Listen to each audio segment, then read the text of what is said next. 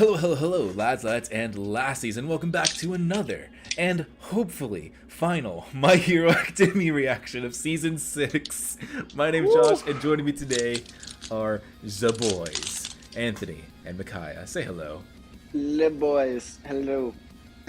As I get my ice cream ready to go. I should have brought some ice cream. I should have brought some of my depression ice cream too. Ice that's creamy. Oh, no. So, I suppose I should explain, lads. We are in the era of Discord sound bits, so we have a whole bunch of sound effects. There's a soundboard on Discord now. Yeah, we're going to be having fun. Well, actually, Anthony's going to be having fun with it because I can't really access it with my recording setup. So Anthony will be on soundboard. I don't know if it'll be annoying or if it'll be perfectly timed because he's already seen these episodes. Anthony is caught up. Micaiah and I are very much trying to catch up. Anthony, I swear, if you make a serious moment way funnier than it should be, it's gonna ruin it. Please don't. I know moments that are coming. I don't know context, but I know that we're... Respect the mood, Anthony. Respect the mood. I know we are in for some good, high-quality, serious stuff. Anthony, I swear to God, respect the mood. No, I'll let it pass for a few seconds and then I'll do something. We don't know if we're gonna watch all 5 episodes in one go, or if, like, what we're hoping to watch all 5 episodes in one go because we want to finish this before Micaiah goes again. So yeah, without further ado, let's get started, shall we? No sound effect? No sound. Oh yeah, sorry. There's got to be some sound effect for that. Look at him.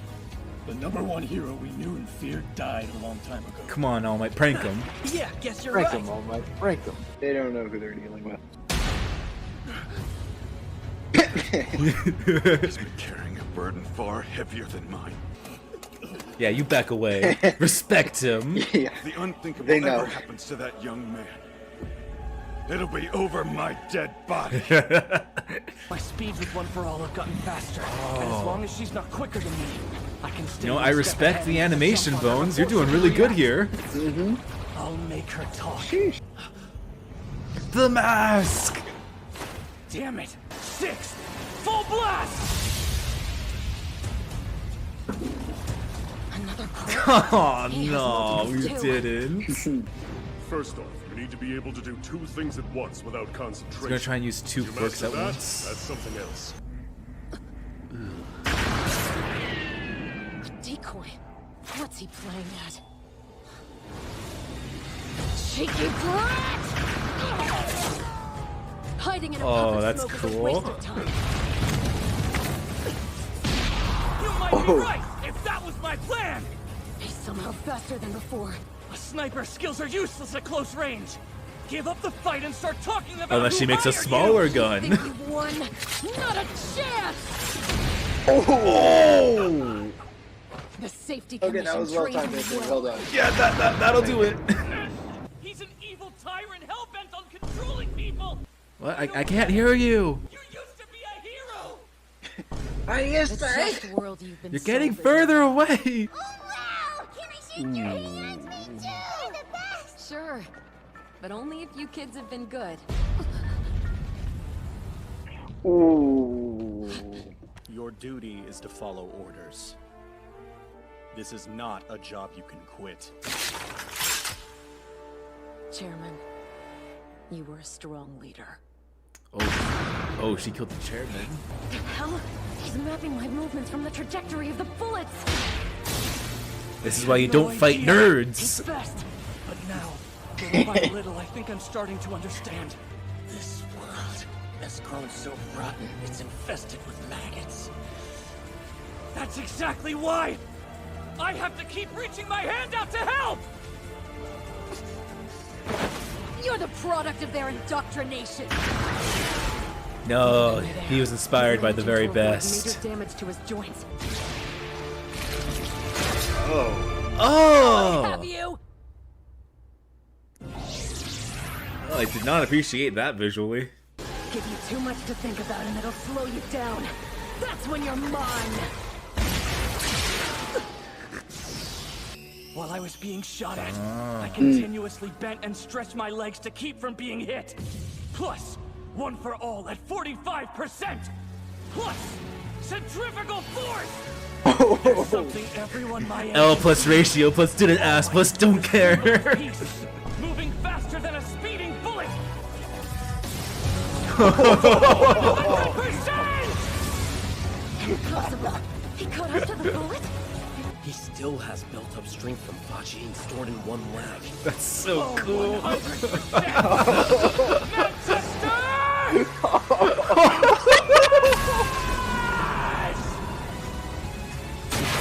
The barrel's broken! Oh! It's over, Lady Nagant! Oh, that's part of her! When did empty sentiments start making me sick?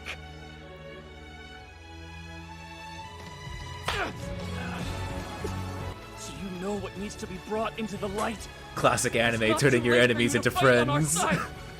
I know the heart of a hero still beats inside you. I have to keep reaching my hand out to help! Deku, this is why I love you. Yeah. Incredible. In the event of an unfortunate breach of contract. Oh.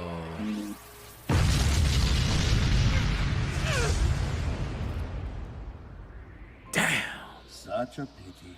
You know, were for used being by blown up, others until the you're very alright. end. She looks pretty good. God, no! Yeah, she gonna die. Yeah.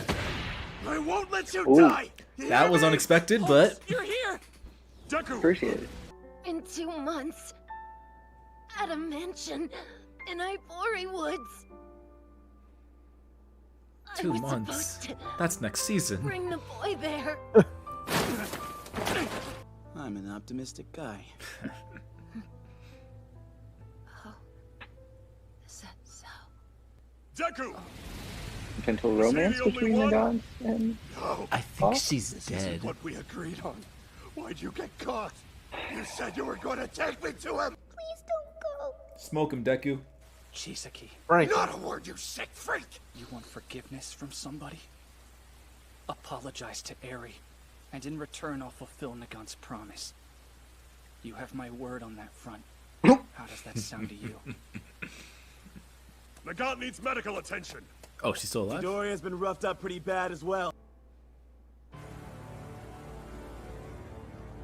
oh, he's All for one. oh, dang it. I love this darker version of or not darker, just more serious version of Deku. Yes. Yes. Oh my gosh. This Deku that understands the gravity of the world that he's really living in. Like, this isn't a naive Deku. This is a Deku who's still optimistic and still really hopeful, but also understands the darkness that the hope has to fight against. Like the hope doesn't come easy anymore, and he's willing to accept that. That's so much better. That's so much more compelling. I mean, like, it's kind of obvious. Like, when he's like, we don't live in a world of black and white. I'm starting to see that now. I'm like, come on, man. Like, Yeah. you should have already known that, but, you know, whatever. It's, like, just... He's maturing so quickly. And, like, the voice actor is doing a very good job at going from, hey, guys, it's me, Izuku Midoriya, to, it's me, Izuku Midoriya. Yeah. But it still feels like the same... It's the same character. It's the same voice. Oh, yeah. But it's just... Yes. He's been through some stuff. Yeah, this is Deku who's seen some things and understands the world that he really lives in now. That's so good, so brilliant. I kind of want to talk about the Lady Nagant line, but also we should probably move on to the next episode because I don't know how long that conversation would be. Yeah, I have things written down, so like when we finish like the binge, we can like just talk about these episodes in chunks. Oh yeah, we're already at the mansion. Oh, wow, why would they wait? Let's put an end mean, that's to this true. tonight. Be on your guard. We have no idea That was a good traps idea. might be Bring the inside. tree guy to the forest. He can't control trees. Well, he is a tree, but he can't control The them. destruction he'll cause in the nearby area will fit his landscape. Fair enough. I knew a righteous boy such as yourself would never abandon a lost soul like her. I spent countless hours thinking about you. I'm afraid I'm not interested in All Might anymore. Oh I've no. grown bored of that pitiful oath.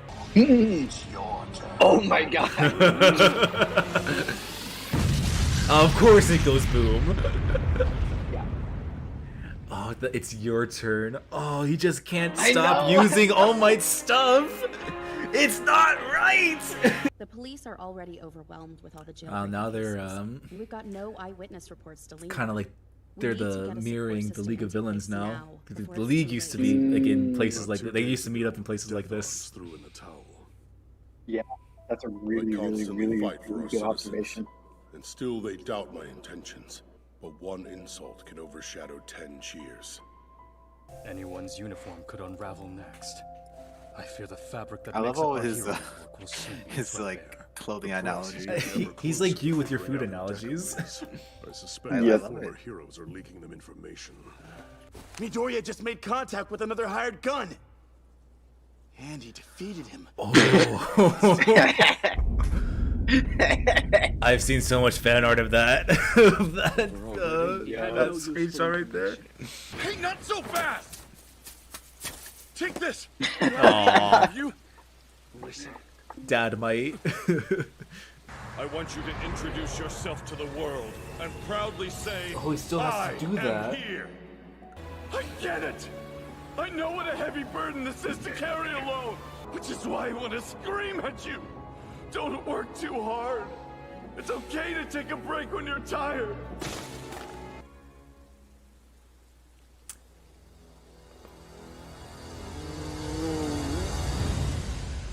Oh my. Dane. There's one who is worthy. I heard he can use a bunch of different powers. Isn't that what All for One can do too? I heard that he doesn't look anything like a hero. He's always covered in dirt and blood. It's scary. Oh, I've seen fan art of this too.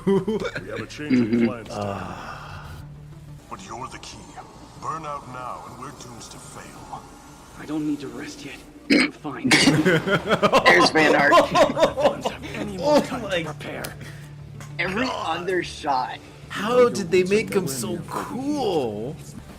Are you hurt? Oh my god, that'd be kind of scary. Have more than one power. Do you belong to him? The fact that he does not have to like have those tendrils out, like he's consciously using those as aesthetics. Which means now. Yeah. Let me make myself look cooler. I need to unlock One for All's full Edge potential. factor adds to my power. It'll add to my intimidation. But he's got a plan to keep me from touching him. In front of the All Might statue Human too. shields. I understand. I'll break his hold on you. Everything is all right. I just need a second. Or two. Time out, guys. Damn it! Armor piercing shot! Over here. I found it. Yes. That's half the episode. Endeavor graduated from UA, right? Yes, that's right. Let's get some answers. We're going to look in the yearbook. Or that. Principal, you set me up. I heard a request from my students and decided a group discussion would be worthwhile. You don't know Deku. If you did, you'd realize he can't be trusted out there. He never considers his own well-being. He just says he's fine. That type of thinking is what made All Might the symbol of peace. So he can't be trusted to stop Deku. Listen to me. Something terrible is gonna happen if you let them do this alone. Midoriya. Hold up, is that GPS tracking Deku? Oh man! I know I'm just a guy who randomly ended up in Midoriya's class, but I want to help. I love this class so much. Yeah, Class 1A is a great character. They're one whole character. One whole character. Yeah, they are. We have Deku, Todoroki, Bakugo, and Class 1A. Depending on the arc. We'll track his Yeah. location. We know that one. Alright, depending on the arc, Uraraka and Ito too. Alright, they're fine. Yeah. It doesn't change the fact that he's our friend. Does our Hero Academy Said the line. Roll They credits. said the line. They said the line. Roll There'll be a credits. risk if he returns. No, don't roll the He's credits. furious with us already. We didn't end up needing the extra security, so this is our chance to test it out. Some big old Mac gun Don't on the top of forget, the H. All Might grew up in this same town, and we survived. There would be. Go ahead, students.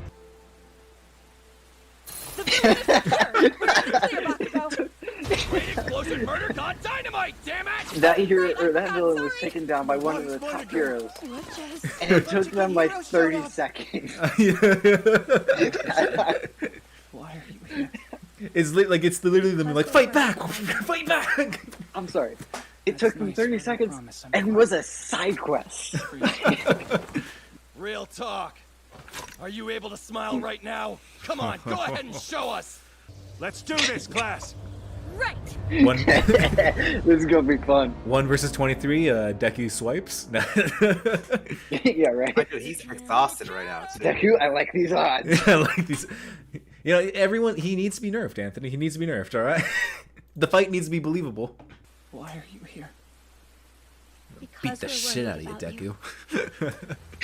You're French, your little sorry heart. We heard you unlock quirks from users 4 and 6, but not that you started dressing like a villain. Talk, you damn nerd! Don't disrespect the drip, you bully. Thank you for coming. Barely a word and you're running away?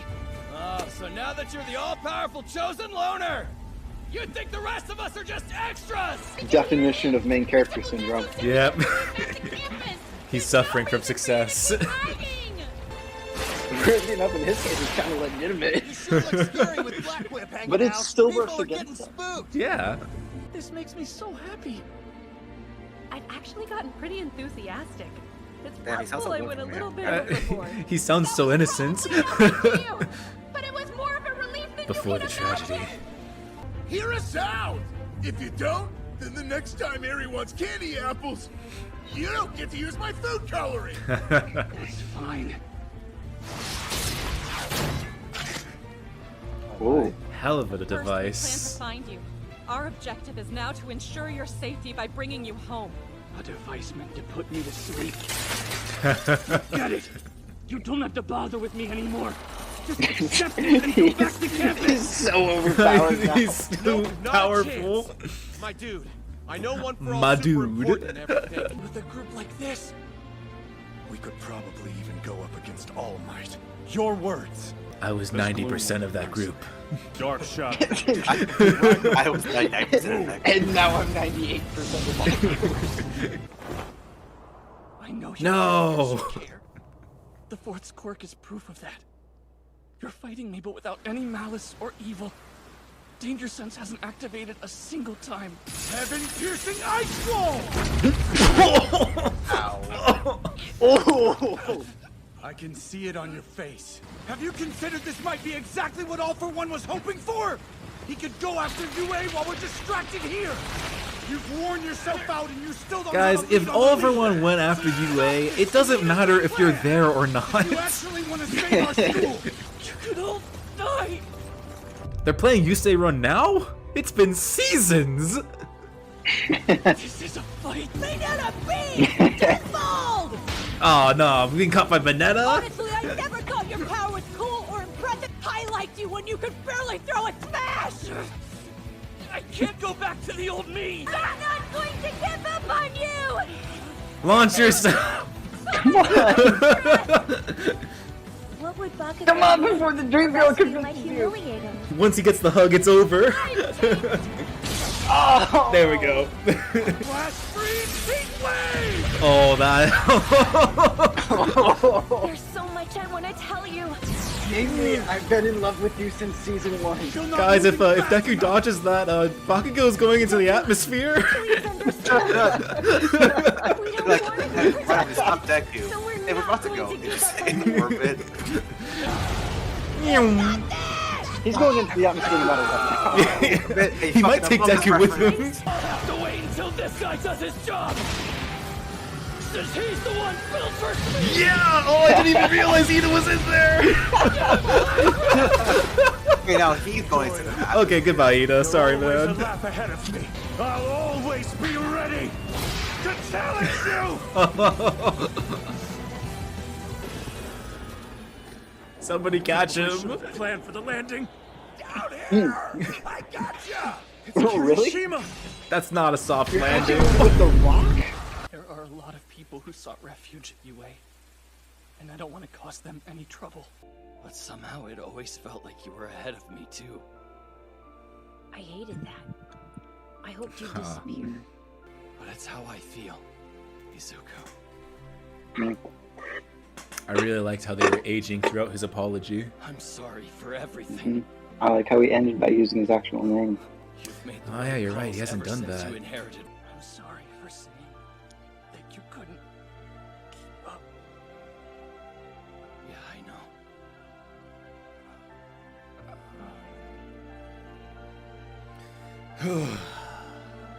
13. He's awake. Good. Hi there. There's an actual What? face. Yeah, There's a person under there? I didn't know she was a woman. The voice is pretty obvious. I just thought she was a spacesuit, to be honest. Yeah. No, dude, I watched the sub, so I just didn't really hear it. It might be more gender neutral in the sub. They won't last Sounded more long. robotic. We've done our best to improve the situation outside of England. Oh, I thought that was Tartarus. All of the help we have provided. I thought her as older brother. Oh my god. Okay. I was like, are they gonna use the prison as their new base? No, their base. Okay. He turned their base into no. a prison. No, they call that the 11th circle. We were told if we abandon our homes, you'd keep us safe here. You know, I do understand their point. Why does it have to be UA? Ada and the others. Well, Bakugo. most fed place All in of general. us. If We're all in Shigaraki this touches the together. wall, it's We gone. won't let you go. You see, the wall is made of materials when it disintegrates, it turns into a very irritating gas. So that way, if it gets eyes and mouth burn. The thing, Shigaraki doesn't even have to technically touch the wall to disintegrate it. All he has to do is get a speck of dust that he's disintegrated to touch the wall, and the wall's gone. He can be very. He disintegrated the city. Well. This is true. Well. I mean, personally, I would use Tartarus as as a base of operations.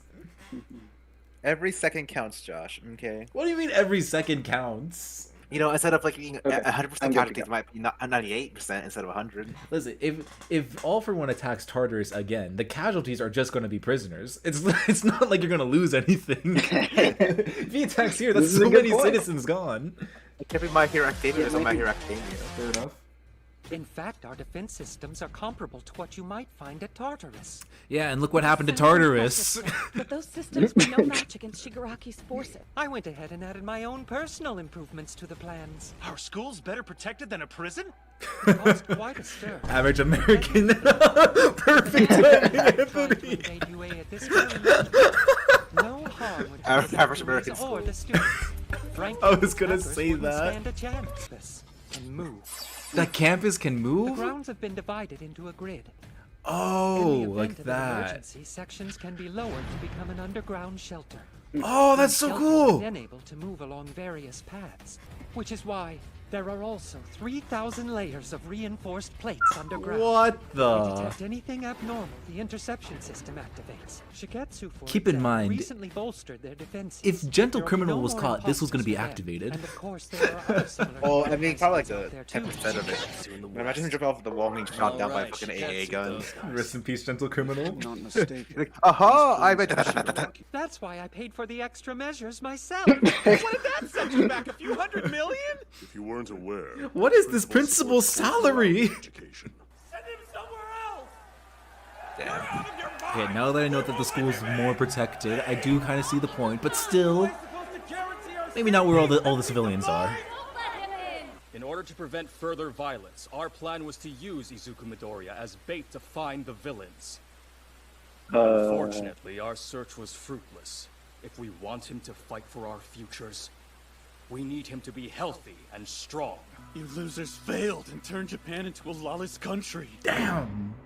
This crowd will turn into a mob. Well, I mean, no civilians. Like, if you just arrest all the civilians, then it is not really a problem anymore. I mean, I would just say, hey, you don't feel comfortable here, go out on the wasteland. That's our girl. special. A power created She's about to dox his power. That's why the villains are after him. He left to protect every one of us. But I want you to look at him now. Do you see what that's done to him? This kid is 16 years old. That doesn't mean they're a special person. Ooh. Let me guess. You want us to get beat up like that too? The audacity of this guy to wear an All Might shirt. The heroes are the ones who are getting dirty. They're the people who have Get him, Uraraka. That needed to be said. He wants to be the reason people can smile. She wants to see everyone smile. Yeah. I wish I could reassure everybody Gosh, here. dang it, they just need to get married. They're perfect for each other. The truth is, we're all scared. Hey! Heel boy! You're the best! Thank you.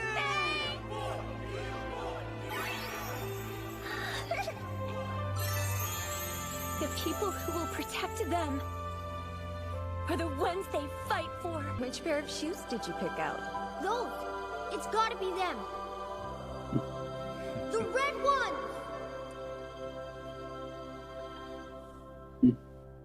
This is the story of how I became the world's greatest hero. Sure. But not just me. It's the story of how we all became the greatest of heroes. I was too afraid Oh, to come on, say hug that kid. Hold him. Come on, Deku, get up. That girl was trying so hard to get everyone to let you stay. I'm here. So you don't have to cry anymore. Everything will be okay. I take it you're a UA student?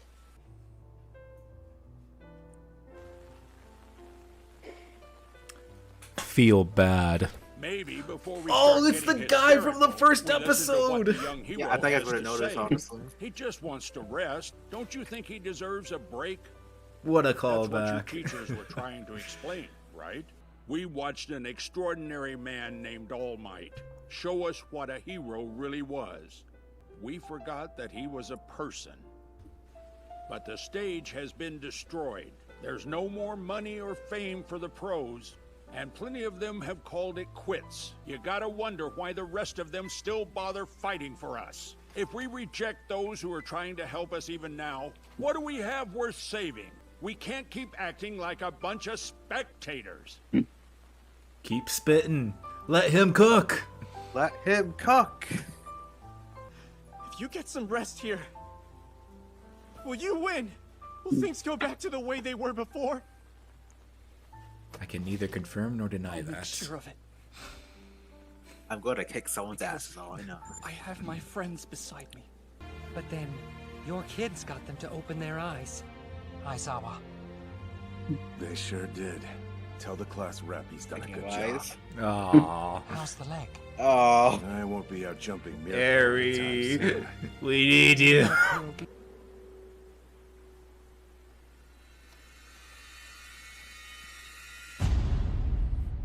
Oh my. That's the next episode, isn't it? Yep. Yeah, that's next episode. What's this?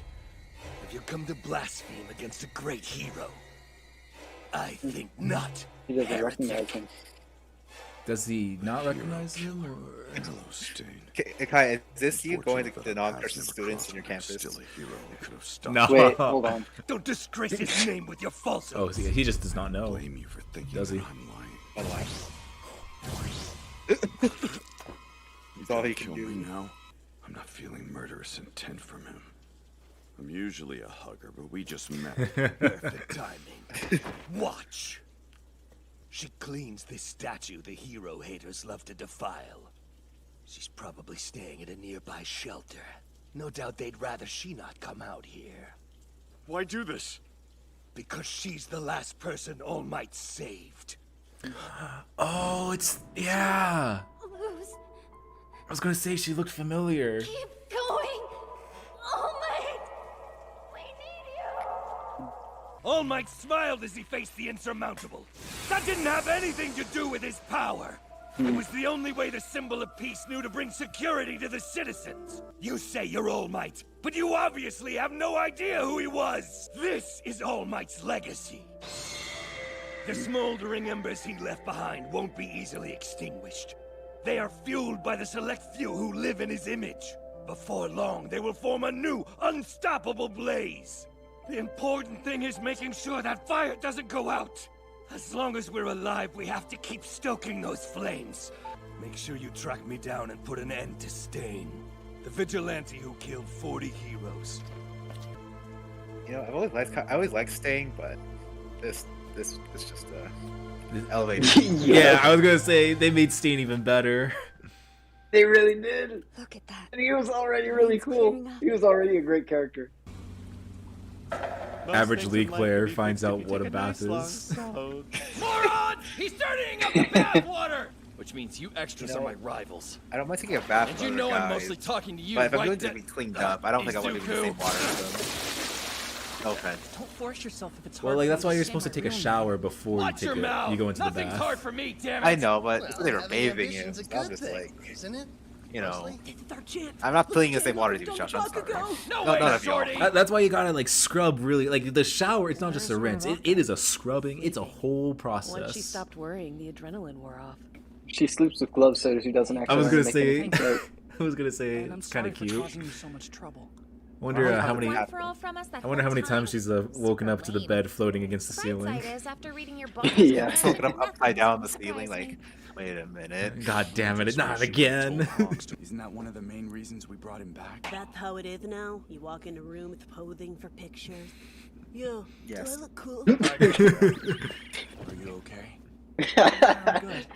Thanks. Why not? The chemistry amongst them has just gotten so much better. Did pretty terribly. I know, towards All right? Might. That's exactly what I was I thinking. haven't apologized. You know, a friendly beatdown is always good at building I feel bonds. like it's something I You're should right. do You're in right. Even person. Minetta's become But bearable. he's not picking up his Like, phone, so... if all our boys beat up each other for an hour afterward. Oh my god! Oh, so good heaven. Apologize for not being of any use. This weakened body may limit my usefulness, but I'll do my best. All Might. Emotional support, All Food you Might. brought That's me your Gave me role. the strength to keep going. I'm sure that I lost my way because I distanced myself from you. If we could do it back then, I know that we can do it again. We just have to give it I our understand. Bakugo. Yeah, he's just an angry boy. A month has passed since the attack on Tartarus, which in theory left us with another 30 Oh, that's days or so Tartarus, huh? to plan our next move on All for One. Oh. It was Tartarus. Yeah, maybe you can't really hold Deku there. Thank you. Based. What is this mess? Face sting, face sting. That was good. Are you a man or a monster? That is a Someone who chin. wants to bring about a It's better a Giga world. Chat, The that's why. legendary That's the true. king. That's the Giga Chad skin or chin, not skin. I have no idea what that man is trying to protect with his final breaths. I told the guard I will pass on his resolve. So you must pick up where he left off. Somehow, I love how somehow he just found a katana. Yeah, he just got the sword first before shoes. I'm gonna point that out. Just randomly has a katana somewhere in the streets of Japan. That's great to hear. All for One's vessel will be complete in about 3 days. Oh, No way. Man with the dress. Which means that we're quickly running out of options. Deku, you need to get more We need drip, time man. and allies to figure out how we can go Yep. up against the League. I beat him with a drip water. Soon. A mountain of paperwork is required to dispatch heroes overseas. And a country's power is determined by the strength of its heroes. Our Salam wants to move out immediately. He's convinced he'll be the one to take down All for One. Big Well, Red at least Dog in he's my dreaming country is big. also chomping at the bit. So our hero left already. Apparently she couldn't stand to wait around. Oh yeah, American It wasn't a justice. question. So why not start Bombs sooner rather than later? Striker Besides, throws. we're Where's the talking eagle? about Very quick thing to request do. for- Oh, it's beautiful. You don't see it, but they're all armed with nukes. That's very American. That's very To American. Japan. America. I'm sorry, all armed with Yeah. nukes to Japan. Oh no. Small price to pay. Raka, Hey, Midoriya, did you know you talk in your Tentacles! sleep? Put your hand down. Found back at Whoa. UA. Put those things away. They look gross. Sorry. There's no need to worry. Hey, yourself. look, you know it's bad when From now on, Mendetta we'll says be it. standing at your side. I just realized, how does sports work? Uh, No, seriously. That's a good like, question. Like, what if someone just has the ability to just levitate and hop around like basketball? It could just literally just go over the competition and just dunk it every time, or with the ability to manipulate objects' trajectory, you know? I would say sports have just turned more into like the fighting ring and Korra. Oh, I don't know. Like I don't have any base. I haven't lied in the comments if you know. I don't even know if there's any lore on this. But if you know what happened to sports in the My Hero Academia universe, please let us know. They did mention the Olympics back in season 2. How does that work? Oh yeah. Okay, because we're supposed to be the general human physique. I know some people aren't built the same, and Pedro over there can't give hops like Tyrone over there, just for example with basketball. My point is, it's like everyone has the same body built for every kind of sport, but it's still human enough to be like, oh, it's basically a human pushing through their limits and accomplishing something. But like the quirks are all random.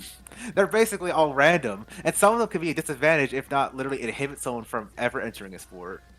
Or the other one could be they just master it. Are Or cheat. worse than any steroid you could possibly conceive of. Yes. There's still 20% of the population that's quirkless, so I guess they just reach out to those 20% and they hope that they're athletic.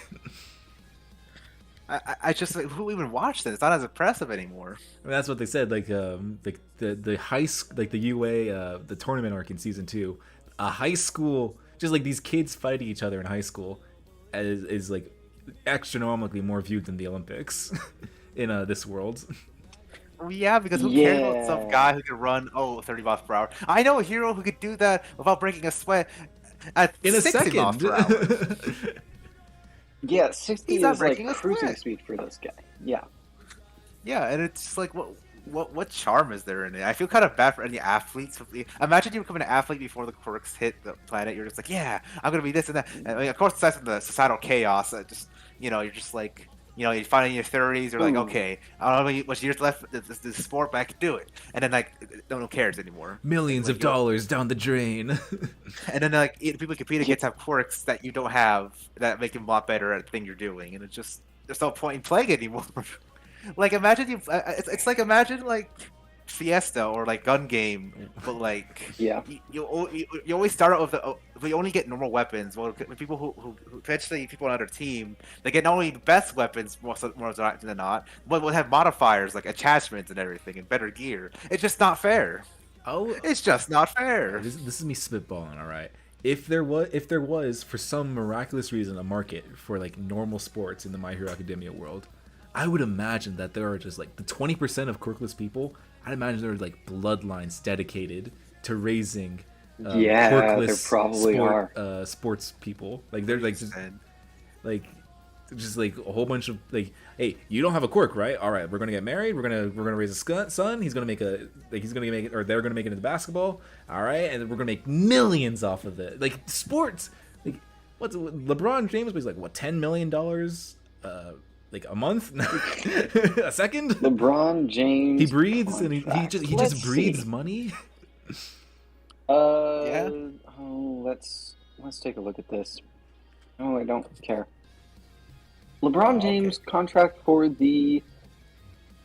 Okay. So his estimated for the 2022-23 season, his contract was evaluated at somewhere around $44.5 million. All right, so LeBron James over the course of 20 years in the NBA, he has made roughly $430 million. I was going to say $430 million. So let's just say LeBron James makes what, $2 million a month, let's say, and that's when sports players, yes, sports, you have to train for it. No, but that right now, sports, yes, you do have to train for it, but anyone can get into sports, right? But this one is 20% of the population is only allowed to get into sports. Can you imagine how much money you would be making? Yeah, but the population's still shrinking. It's shrinking. It's coming to less and less. It's gonna eventually, like in a few generations, be like non-existent. Yeah, in a few generations, these people making like $100 million a game. That's true, but who's watching? Who cares? Like that's what I'm saying. Oh wow, that's what I'm saying. If there is a market for sport, like normal sports in the My Hero Academia universe. What a vertical 5-foot jump, bro! I know a hero who could do that with a pinky toe at like 10 feet. Bro, I know a high schooler who can sneeze into the atmosphere. Oh, strongest man alive. Are you sure about that? And you see, it just pans to some hero bench pressing a whole building, 20 stories. Never fear, citizens. I am here. The weightlifting community. It's not fair. It should have been me, not him. Also, that makes me real think. They mentioned that countries' powers are weakened when their heroes are moved around. Is that implied that heroes? We talked about it before. Do heroes go to war, or they kind of just like we're neutral? We don't do that. We're just like the Rite Aid or not Rite Aid, but Rite Aid store. The Red Cross. Red Cross, where they kind of just help anyone in the middle of the action. Basically they help wounded soldiers and stuff. They don't do anything else. I think it's basically like mutually assured destruction. Like I don't know if heroes can like enlist in the military, but I'm pretty sure All Might would not go to war with America. Right? That's usually how a lot of universes play. For example, Star Wars before the Cold Wars, Jedi even in wars against wars between planets and stuff, they would kind of just be intermediate neutral factors that kind of just help both sides from many people dying unnecessarily, but they don't really intervene directly. They're kind of just like, hey, stop that. Can you please stop? Stop. Like even this. Please stop. Please stop. Please. The UN be like. Like even in this, they're saying like just to like heroes can't even move between countries like without a whole bunch of paperwork. I mean, Stars and Stripe kind of jumped the gun. Very American of her, but America. Yes, super American. These are my eagles, and these the bombs are freedom. I hope that next season those planes are actually called eagle. Like those are her eagles. I hope she said, "My eagles are here." You just instead of like a plane engine, it's just like the caw. On rapid succession. Just that on rapid succession. But like I'm sure like kind of a fascinating perspective because like that is your idea of how Japanese people see America. And, no, that's how I see America. I'm not asking for the Eagles because that's what Japan sees. No, I'm asking for the Eagles for me. You see the fellow see Shigaraki. The United States quirk, the military industrial complex. Listen. Get him, boy! It's just like pans with like fucking a bunch of like 80 battleships off the coast of Japan. Listen, Micaiah, when they made the joke of like our school's better secured than a prison, it was me and Anthony that made the American joke, not the show.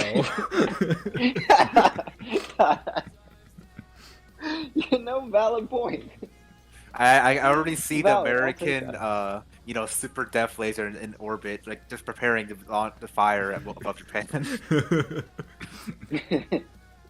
They kind of need as a last resort, I guess, if the nukes don't work. But, like going back to heroes in the military, I would say like the ones like All Might, like the noble ones, aren't really interested in war unless I guess it's the Nazis, But right. If it's like a threat the whole world, basically, if it's like a global threat, it's kind of okay. So if it's like World War One, right? Like World War One, very muddy in the sense of like there is no bad guy, there is no good guy. Like you can make arguments. Mostly in Europe, anyways. It kind of be like it was mostly Europe, but like it's not my problem. But like it's not like it's like it's like it's Europe infighting. But then like America stepped in, like the like America always gets in there, but they always get dragged in, yeah. But like World War One happened in this world. It's just like quirks, but like if quirks were there in World War One, I'm sure it'd just be a mess within like the European borders. Like you'd have heroes from France going into Britain, heroes from Britain going like. What's a hero and what's the difference between a hero and a soldier? Yeah, imagine afterward, it's just like the heroes have to work together, mutually. But then they know that they killed some of their friends and other heroes in their country. They kind of just awkwardness, this tension. Like, so you bashed in my friend's skull with your quirk.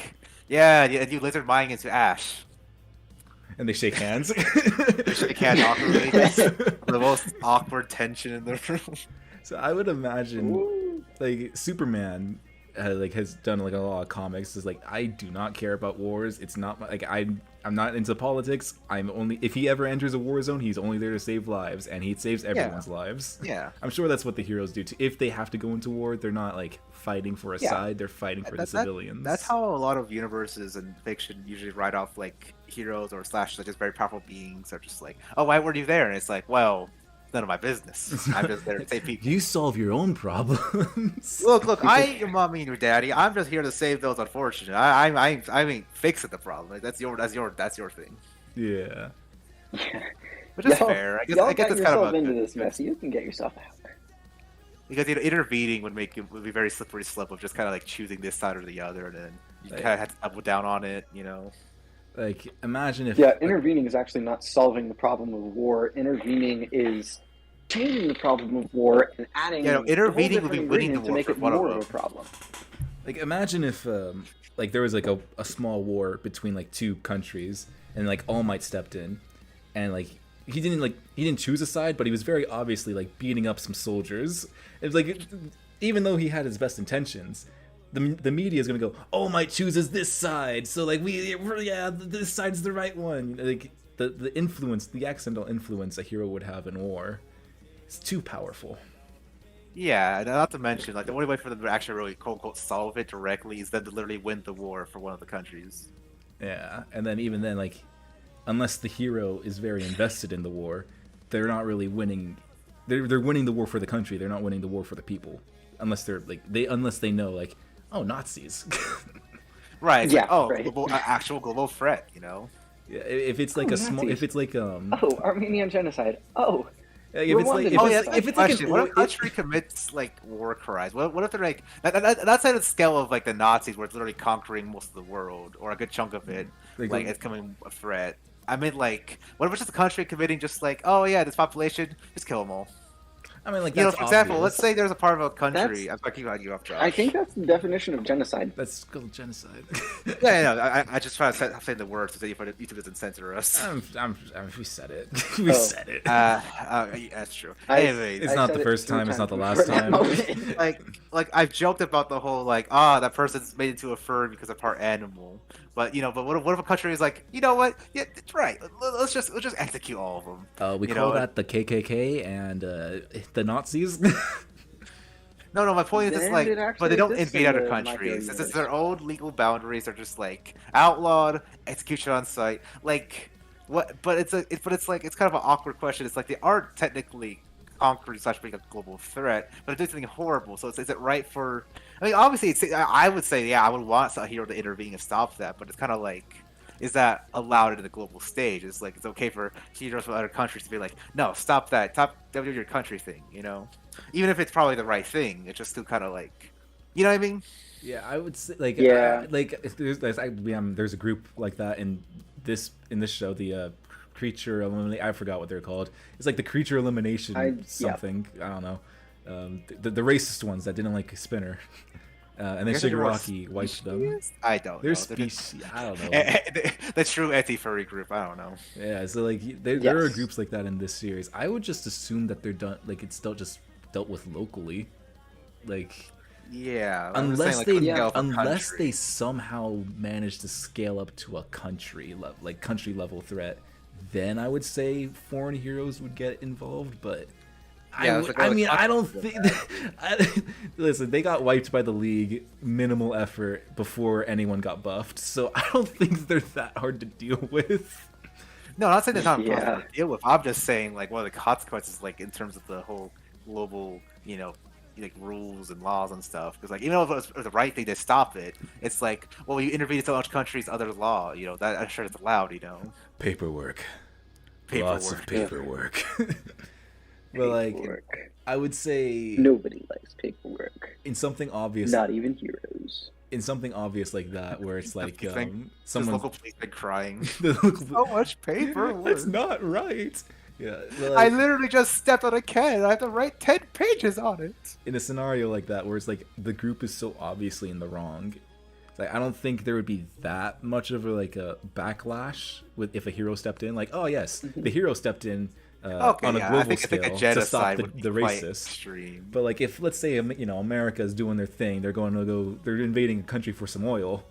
I don't think All Might's going to be stepping in. It's like oil crisis.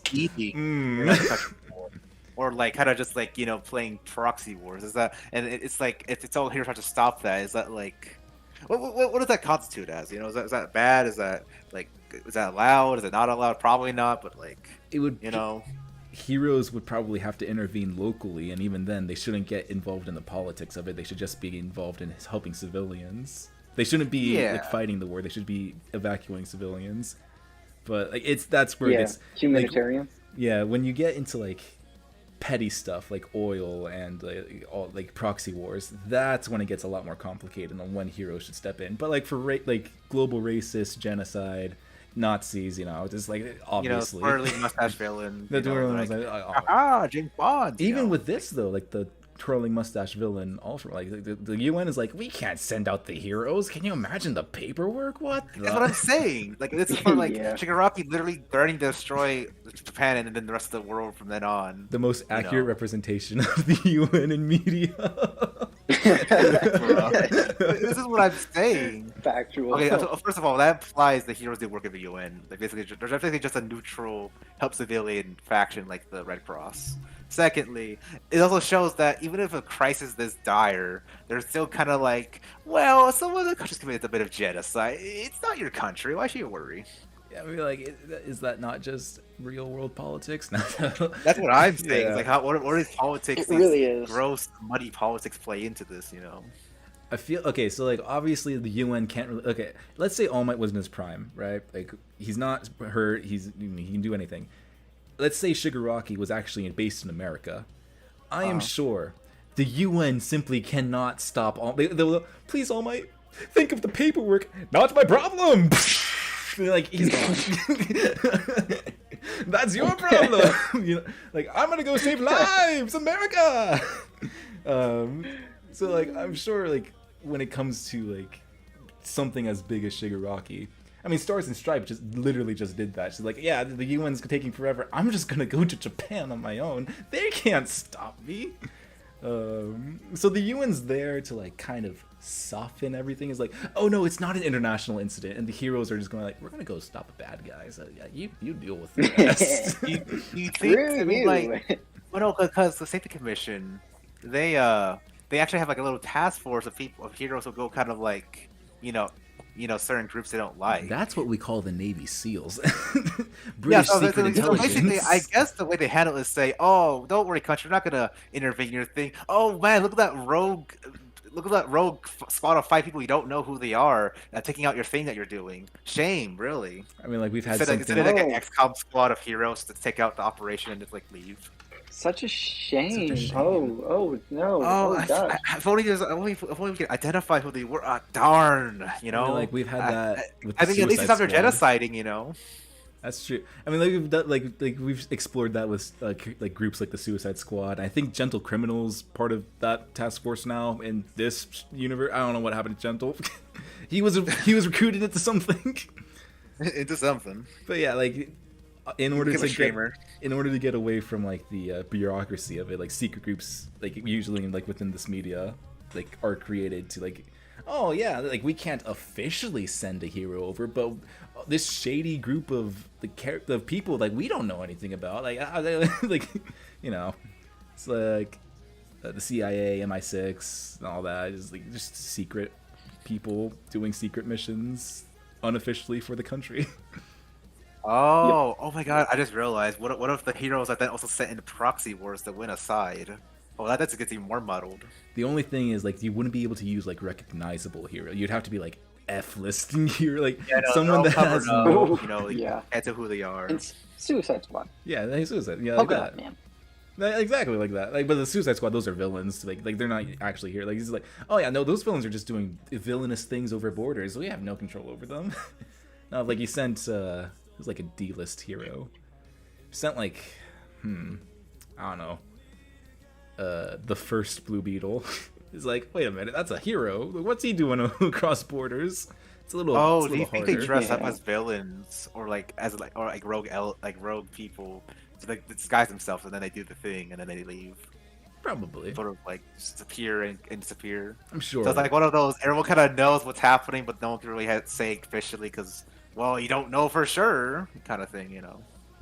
I'm sure that in some form of media they've done that. Dang. Wait, Josh, when you mentioned the first appearance of the Blue Beetle, I looked it up. Did you realize the first appearance of the Blue Beetle, quote unquote, was in 1939? He's older than most. I think he's older than Wonder Woman at that point. What? I think so. I think he's older than Marvel and DC together. Was Superman 39 or 49? He's pretty. That's pretty old. Yeah, this is. That is wildly old. Here.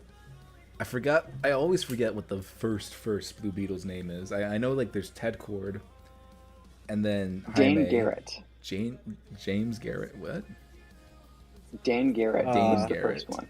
We should probably go back on topic to the season. So I feel bad. I feel bad for like the universe in general because I just brought some good questions. All right, I guess let's start with episode 1, aka episode 21.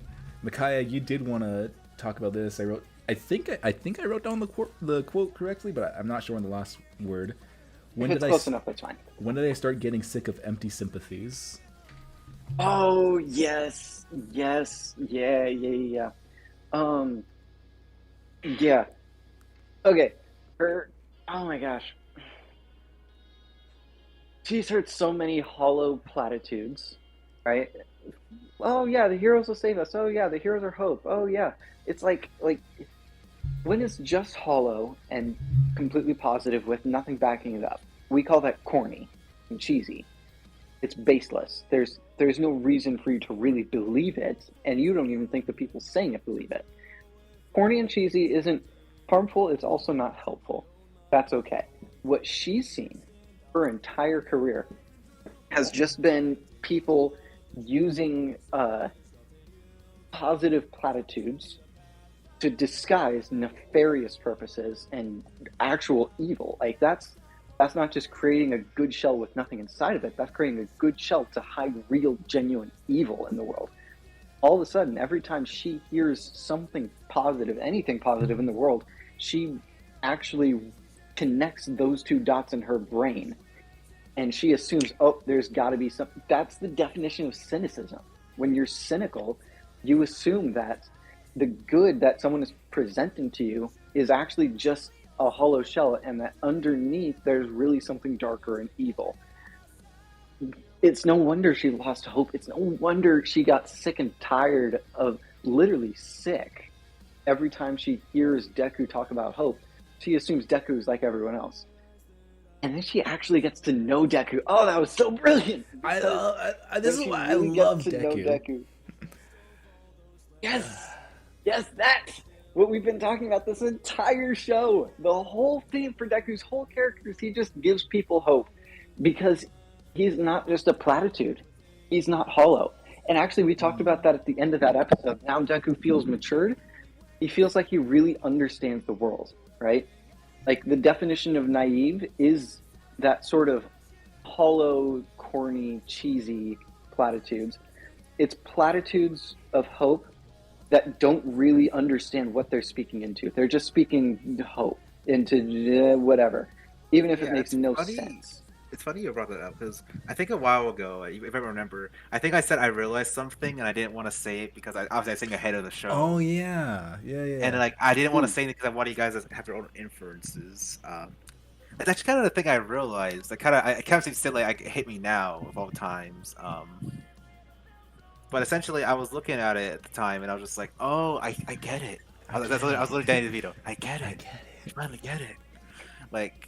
I was getting what the show was going for because I think before I kind of felt like sometimes it was kind of just it was very kind of corny, kind of like arg, evil, good, bad, good, this, sort of that, it's sort of like yes, it will be good, it will be this, etc., right? With my knowledge obviously ahead of time too, and looking back, rewatching it, having more, literally a rewatch, I realized that essentially what the show's about is not necessarily heroes on top good, villains bad. That's exactly what it is. It's always gonna be peachy. It's always gonna be great. In fact, it is great. What are you talking about? It's great. And I think what we've seen in the last couple of seasons has been showing, or like especially this season, that in fact, society as it was really wasn't good. It wasn't really good at its core because there were shady things happening, as we can see with Sniper Lady, and with Hawks to an extent, and a few other things probably. Sort of like falsicity. It wasn't good. It wasn't, but it was also changing either. It was kind of stagnant in that sort of like meh state. And then one for alls or all for ones, stance is like, hey, this is all messed up. Everyone who agrees with me it's messed up and needs to change, we'll just tear it down. I'll rule. I'll make it better. Basically, just kind of rewrite the whole sort of like one-sided system. So one-sided, just he be doing it kind of thing.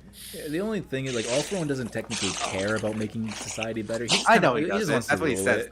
Yeah, he said like the master manipulator. He says exactly what people want to hear, which I love him for.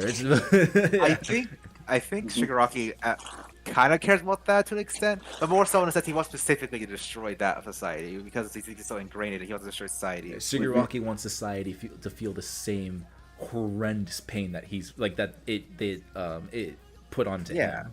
Yeah, because of its flaws and failures, and I feel like that's what's kind of like a lot of the main characters are struggling with, because it's kind of like it's getting, how can you sit on the side and be like, let's keep it as it is. Let's say it's good. How can we maintain the status quo when we know the status quo is evil? And I think that's mostly reflected in Deku's character, because he keeps saying he keeps telling everyone, I'm all right, even though he's clearly tired, ragged, probably starving, probably exhausted beyond belief. And I think that's kind of a representation of just how society, especially the hero society, was at that point. It's just sort of a constant, I'm alright, it's alright, it's fine, it's fine, it's fine. Everything on fire, it's fine. Everything is fine. And then it's like, well, if everything isn't fine, what he's saying is false, then it's like, well, is All For One, right? In a sense, even though he doesn't really believe it, is his argument correct? And I feel like it is, but I don't think it's actually a solution. And I think that's what Deku and his character represents. He is. As we grew from now. It's like he's not. They're not there. Heroes aren't there just to maintain good and say it's always going to be good. They're there to make things better. They're there to make things go forward, to actually grow and develop. Because essentially, that's why they're heroes. That's why they do things. They're not just there because reality, you can't stop every bad thing. You can't just make it always good. But if someone willing and someone brave / willing enough to do that, they can always make it better. That is what the show is trying to get at. You know what I mean? Yeah, and it's idea funny. Of improvement, of real improvement, deep improvement. Which is why when you're saying Shigaraki, I don't want to be redeemed. I can see where you're coming from with that, but with me, it's like it would feel kind of weird for the whole show's message if you're like, I think he gets redeemed, but because obviously he's not in the right. He's very much still in the wrong, even if you understand his woes and pains. I understand it. I don't agree with it. Very much in the wrong. But I feel like that's what Deku was trying to get at with the past wielders. He was trying to say hey, even though it is bad, I still want to make Shigaraki better. I still want to try to make him better. I'm not saying he's good right now. I'm just saying he can be better. He can be improved. The society, the world they're in, everything. And that's why I was like, damn, that's what the show's about. It's I think at some point it's probably mentioned in some, character talking about what it means to be a hero and stuff. And actually, that's what a hero is really. It's not just I will make everything better, it's good 24/7, like a super tyrannical super state. It's just them being there to help things make better when it isn't called for, when it's most desired, most needed. Essentially, it's like heroes are equivalent to inspiring hope, not in just the people they stay, but in others too, to do the same thing. It's what was I forgot who was talking to. It was Staying of all people talking that about was I say Staying? yeah, Staying. He was literally saying, hey, You know, you're supposed to stand against the darkness, stand against the uncaring howling winds of the world, you know, and be a shining bright and inspire that light in everyone else, you know. And I was like, that's exactly what I realized. That's when I had that epiphany, like it all just clicked, and I'm like, that's what the show's getting to, you know. And I'm like, damn, it's so crazy that that a Japanese show about mostly American-esque trope superheroes is getting it so right and so just on point, where the Hollywood cannot with any of their godforsaken movies and shows. Yep. I mean, That's my rant. That's the end of my rant, by the way. I mean, like, there's so many places I could take that rant. Like, so many, not like there's so many places I could segue that rant into.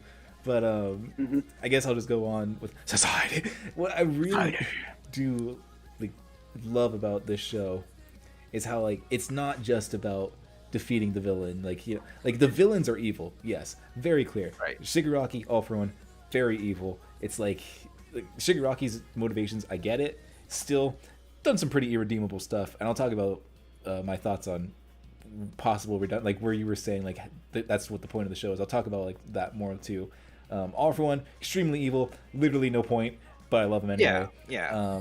But the strength of the show isn't about good guy fight bad guy, big punch, really cool, entertaining. It's about dissecting society and what society is in this world, and kind of what it is now in our world too. I think the show is very or not the show, but the author, writers, very self-aware of what they're doing, and I really, because it also doesn't feel like it's pandering. It doesn't feel like I'm being told be better. It's not like Falcon Winter Soldier, you need to do better, Senator. It's not the show's not telling me as a person you need to be better. It's not hollow. It's not. It's saying that it can be better. It's showing, not saying that anyone can make it better. Yeah, it's showing the struggles of these everyday people. That too, yeah.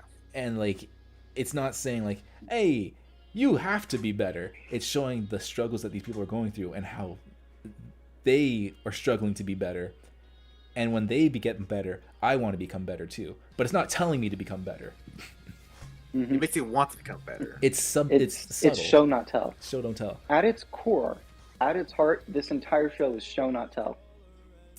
And there is a good bit of tell. There is a good bit of characters articulating what the show is. Oh yeah. When characters talk about All Might and how he is a symbol of peace, a symbol of hope, right? And how he inspires. When people talk about Deku and how they look up to him and they want to be like him, even then, those aren't necessarily explaining what the show is doing. They're exemplifying it. They're demonstrating it. As show not tell. Right there, right? Yeah. Everything the show is doing. Man, there were so many thoughts going through my head as y'all were talking. One of them was, interestingly enough, going back to Deku trying to strike out on his own there. The idea that society needs to move forward in a new direction. So, man, this show really, really, really acknowledges that the society that we were introduced to in season 1 is actually really broken. And the heroes are very, very broken human beings. When they acknowledge that... They're not really progressing anything. Yeah, they're not moving forward. They have reached a status quo that they believe looks good enough. There's another component to all of it, is perception management. If it looks like it's doing well, it is doing well, even if it's not actually doing well. That's a dang good way to have a society collapse, is when looks have become reality. But that's a whole different tangent for another time. In Deku's case, when he was striking out on his own, the society that he inherited had one man in All Might as the entire symbol of peace, bearing the weight of every hope of the society. He was the pillar for everything. And when he retired, nobody knew what the heck to do. Right, everyone was confused. Yeah, exactly. He was relied on way too much. Deku, when he was trying to do the same thing, when he was trying to strike out all on his own and just be the symbol of peace without jeopardizing anyone else, without sharing that burden, he was continuing that legacy that he inherited. And his friends had to step in and say, no, we're going to recreate a society that's better. We're going to move in a better direction and actually give people hope. And sort of, we're going to look at the mistakes that those who passed on to us, right? Passed on to us what we have today. We're going to look at the mistakes they made, and we're not going to make those mistakes. And so even then, there's hope. There's hope not just in Deku, but also in his friends stepping in and overcoming his failures so that everyone can move forward and can actually grow and mature. That's powerful. That's a really powerful example. I was gonna say, like, it's how Sting was saying the All Might. He was basically what I kind of mentioned. It was like essentially All Might was trying his hardest since he was even a hero, and even afterward, when he was doing a hero, he was basically just trying to be the only source of light and hope in society, rather than anyone else having their own for anything. So when he was gone, and he couldn't really maintain that, he felt kind of useless. He was like, I can offer some knowledge and techniques and stuff, but I kind of felt useless. He kind of felt like I'm not doing what I should be doing. And then Sang had to basically slap him around verbally, like, no, you're not there to just, be a beacon of light into like the end of the universe. You're there to spark that into other people, so that way you aren't just gonna be the only pillar that holds up society. Everyone else will with their own hope and their own willpower and stuff. That's why I love that this show didn't kill All Might back in season 3, because like a lot of people said that All Might should have died then because his character doesn't do anything. Other than the copium of me going, I like All Might, it's the moments like this where it's him facing the consequences of the decades of work that he did, even though like he was doing it selflessly.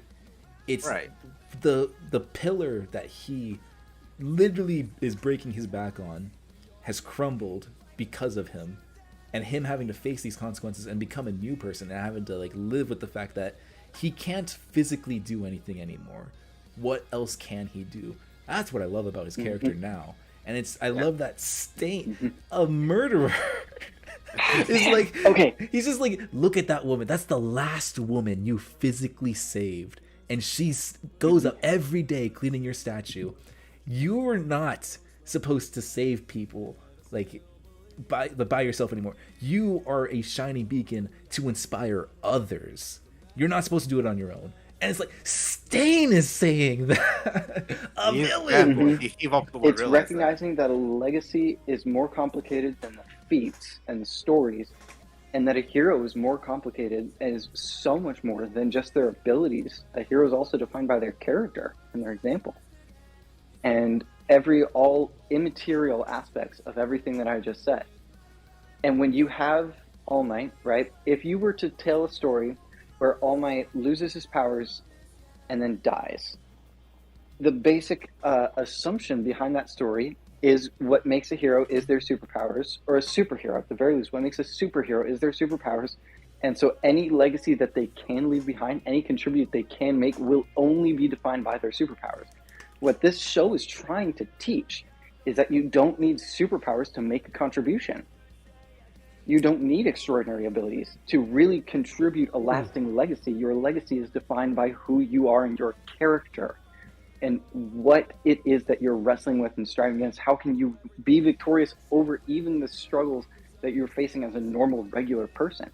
If you don't have Small Might, if you don't have an All Might that wrestles with that as an ordinary man, you don't actually get that message. There is an entirely separate message that the show is trying to convey, and trying to kill All Might off in the third season completely misses the point of that. It's why that exact reason that you gave right there of just be having, like, if you kill a character off, like if they took away All Might's superpowers and you kill him off, like that entire point, it's why Lemillion sticks with me so hard. Like when Chisaki takes his powers away and he's like, you're useless now, you have no powers, what are you gonna do? And Lemillion still kicks his ass and goes, I am still Lemillion. That is the point of All Might now too. It's just Lemillion was able to do it with some flair. Yeah. And then like you saying how the power doesn't or like like the having the superpowers doesn't make the person. It's like that's what Uraraka said too. Like just because Deku has special powers doesn't make him a special person. He's still a person. Mm-hmm. Yep. Let her cook. Let her cook. The trope message is you can be a superhero without superpowers. The message that they're giving here is just because you have superpowers doesn't make you a superhero. They flipped it. Like, that's brilliant. Yeah. Yeah, exactly. Because I mean, like, you see a bunch of people, who stepped down from the quote-unquote hero position because they realized they weren't that guy. They really couldn't handle and keep that hope in the darkness, the overwhelming darkness and stuff. And speaking of like, Deku trying to literally be again the pillar of society once again, holding on his shoulders alone. His like monstrous tired appearance is basically like what probably All Might felt the entire time, but it's just visible on the outside. You know what I mean? They're like just a powerful figure that's just carrying and burning everything, and everyone just like, oh god, he's horrifying, Actually, and like, yeah. What? Sorry, you're gonna say, Josh? No. Yeah, sorry. I was just like thinking like, because like All Might, Deku was like the inverse of All Might at this point in his life, because All Might, like season 1 said, I smile to hide the fear inside, but Deku is showing. Deku's basically being Batman at this point. He's showing fear. He's making his villains fear him instead of showing civilians that it's okay. Like, very, very good point you've made there. Sorry, I was just like thinking. Giving another example for it. Yeah, and beyond that, that's why I had to be sick to say, hey, he's not this, just because he's not the shining pillar, as you think he should be for the show. Like, how they brought the whole thing about like they saw that sort of a show. Again, it all ties so well. It's like, who's gonna be carrying that pillar all by itself when it crumbles or starts to fall? You know what I mean? It's just gonna happen again. Another big hero holds everyone up, goes down, society crumbles for a little bit. Another one appears. It's just gonna be an endless cycle of just people being scapegoats. It's got to be a contribution by everyone. Especially for the guy who's been bodying a bunch of like rogue prison people. Yeah. Well, even then, like I've been thinking about this a lot lately. I mean, I don't care where you stand in just American culture. Everyone is frustrated with American culture right now, for one reason or for a lot of reasons. I mean, like everyone's always going to be frustrated when it comes to that, but yeah. Yes, that's exactly what I was about to say. It's reached the high point at this. It's reached the boiling point. It's been like that ever since I started selling stuff over $1. That was the day the Costco hot dog goes up from like $5, like however it is, like by another $1. That society is society. My Hero Academia, they had All Might carrying it. American Society has the 99-cent store. Dollar Tree, the Costco hot dog, that shit goes up. We're done. The Costco hot dog is like $2.69, I think, which is very cheap. It's a big hot dog. Big no, if that goes up over $3, we're done. We're done. From what I understand, Costco has never raised the price of that hot dog ever. Good on them. I know everything else maybe, but the hot dog, it's staying true. If that goes up, we're dead. Everything else they will raise even higher to support the hot dog. Anyways, that's the point I was trying to make. What I was saying was society being broken is nothing new because people are really broken. What is it? So there's this adage in the business world: the system you're using is perfectly designed for the results you're getting. And so, in the case of My Hero Society, the system they had in place, not just on All Might, the system surrounding All Might with every other individual person, was perfectly designed for the result their society created. And it's not exclusively because they placed all the weight on All Might, although that made things worse. That didn't help. That made things a lot worse. The real issue is people are just broken. and guess what? When Deku and his friends are finally adult heroes, and Deku's finally like retired, right? It's not just that he is at his peak career. No. He is looking back on his peak career and he is retiring, leaving a legacy behind. His descendants are going to look back on him in the same way that he looks back on All Might. with, hey, like, All Might was a symbol of hope, and he blessed us a lot. He gave us a lot of encouragement and just courage and motivation. But also, he wasn't perfect. They're going to look at Deku the same way because people are just broken. And no amount of inspiration can really fix that. no amount of hope can really just change how people are. And, like, we really do need examples that can inspire us to really try and change what we see as broken in the world around us, and really inspire us to honestly change our own lives. But man, sometimes we just can't. Sometimes we're just human beings, and sometimes the system we're interacting with is so much stronger, which is actually something else that I appreciate in the show. The show is willing to acknowledge that at times too, right? In the hero killer arc, when we were first introduced to Stain, the show wrestled with a society of heroes, man, where everything was broken. And how do you fix something when everything is the problem? And they just... Hope is necessary. It's also worth acknowledging in the real world, like, dang, we also need a whole lot more than that sometimes. Yeah. Josh, you gonna say that? I was gonna say, like, I have several points that I'm hoping to make. I'm hoping to like tie them all into one thought, segue into each one. But yeah, talking about like the hero killer arc, we talked about, or not like the show brought up, like, you know, Stain's whole point is like heroes are only here for money, for fame, all that. They're here for the wrong reasons.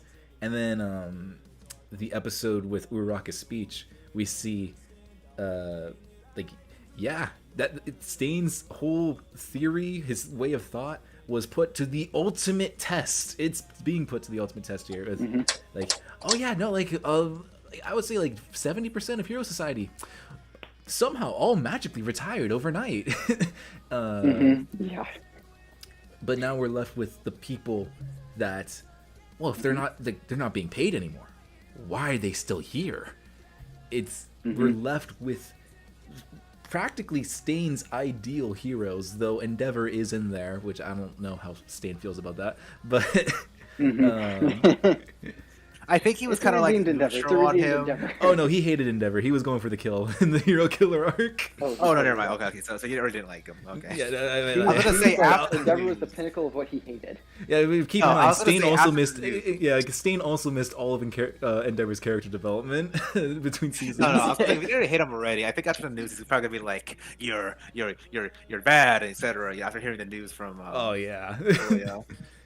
So like we have Stain's theory being put to the test here, and even the civilians now are seeing it, because back then when Stain was killing those heroes, I don't think we really got to see much of the civilian outcry, but I don't think they were going like, yeah, those heroes deserve it. They were like, oh no, my local hero found dead in an alley, that's terrible. But now the civilians are like, yeah, Deku, he's fighting for us. He looks scary, valid, but like, you know, this kid's fighting for us. Like, we don't want him. You know, get him out. He's a danger to us. They don't even want to shelter him. And they've just become this mob of hatred, which, like, I really like that another show that did this, Gurren Lagann, I will forever sing the praise. They turned the people that we should be saving into a very questionable mob, and it made you ask the question, do they deserve it? Like, yeah, Deku he literally needs a roof to sleep under, and this mob of people is yelling at him to leave, calling him a monster, because granted, he looks terrifying, but he is saving lives. You know, so they're calling him a monster, they're telling him to leave, they're acting monstrous themselves. And it kind of goes like, well, I understand their point, because like they want to put their own safety above a person that'll save them. It kind of like asks the question, do they deserve to be, if they're gonna act like this, especially that guy wearing the All Might shirt, if you're gonna act like this, system you're using is perfectly designed for the results you're getting. You know, but Josh, the sad thing is that like But I mean, it's not your sad things. It's just the thing is that a hero, even if the person there is spitting, cursing, I don't know, barfing on them while they're trying to pick them up and save them, they're still gonna do it because they know it's the right thing. Yeah, no, like that's what I'm saying. Like, of course, Deku's still gonna save these people, but I By the like way, that the I show... love that trait about because you'll kind of see that in like older shows / things of superheroes and stuff. Nowadays, they don't really see that they're very cynical, very like bitter. Even especially in Marvel stuff, Jesus, it's like if someone did that, they'd be like, okay, just drops them and just walks away. Yeah, like no, you got to carry that man. I don't care if he's pissing all over you. You carry him to the as long as they're not a Nazi. Oh my god. Yeah. No. Yeah. I completely understand because like a lot of like in Marvel stuff nowadays too. Like if someone's like, oh, if someone's a dick, then the hero was like, oh, and then like they'll just drop them and go like, oh, do you want me to save you now? And they're like, yes, please, and then they save them. But like in this show, it's like, yeah, you're a dick, but I'm still gonna save you. Like I don't care. It's the right thing to do. I'll save you. But I'm gonna save you. Like, I like that the show isn't afraid to make the civilians this monstrous mob repulsive. Yeah, like they're not like like I mean Coda was in there, but like it's not like the civilians are like, oh my god, we need to save them. It's like they deserve to be saved because they're just doing nothing. It's like these civilians are doing their damnest to make you really not like them. Yep. But Deku's gonna save them anyway. And like I love that Uraraka's speech. They're playing the OST "You Can Become a Hero," which is poetic because that's the OST when shocker All Might says to Deku, "You can become a hero" back in season 1. Very like that's like the first time Deku ever heard that he can become a hero, he can accomplish his dreams. And like they're playing this not because Deku is becoming a hero, but because like the mob realizes that they also have to kind of become heroes in their own way. They can't be bystanders. They can't continue to be selfish bystanders. They have to start helping the heroes in their own ways. Yeah, the whole quote unquote stage that the guy pointed out was broken. There's no stage of just a main performer. I can't believe they brought that guy back. Oh, what a again! It's just like such narrative weaving. Everything fits so well together. 10 out of 10. It just fits so good. It's so good. Yeah, so like that was my. I wanted to somehow talk about Stain, the mob, and the "You Can Become a Hero" OST because like when they were playing that OST, I was like, I get it. That callback, that I understand why you played that OST. Poetic justice. Yeah. Yeah, it just works. Man. I had another thought and I lost it. Gosh dang it. Oh man. Something about society. Society. Do you know how little that Granted, narrows it everything is down? Yeah, right. Probably something about the mob actually, just like. Oh yeah, even said that. There were still kind of a lot of them were still apprehensive about Deku being there even after all of that. Oh yeah. Yeah, right. What do you do when your damsel in distress is also the villain? Like you're in a knight in shining armor, you gotta go slay the dragon. Huh? As far as the plots of an anime. To be honest, it's probably the title of a light novel, but we're not gonna get into that. I was reincarnated into another world with the most overpowered. Anime, right? I was reincarnated in another world with the most overpowered abilities, but my damsel in distress is also the villain. What do I do? yeah, that's an anime. Yeah, imagine you and your friend, the close friend, get reincarnated into another world together, but then they become the great villain of the world, but you become the hero to fight them. That's Very also tragic. the title of an anime. No, I'm joking. Oh my god. So like that's tragic. At that point though, they're still the villain, and so you still have to defeat them. What do you do when you have to save the villain?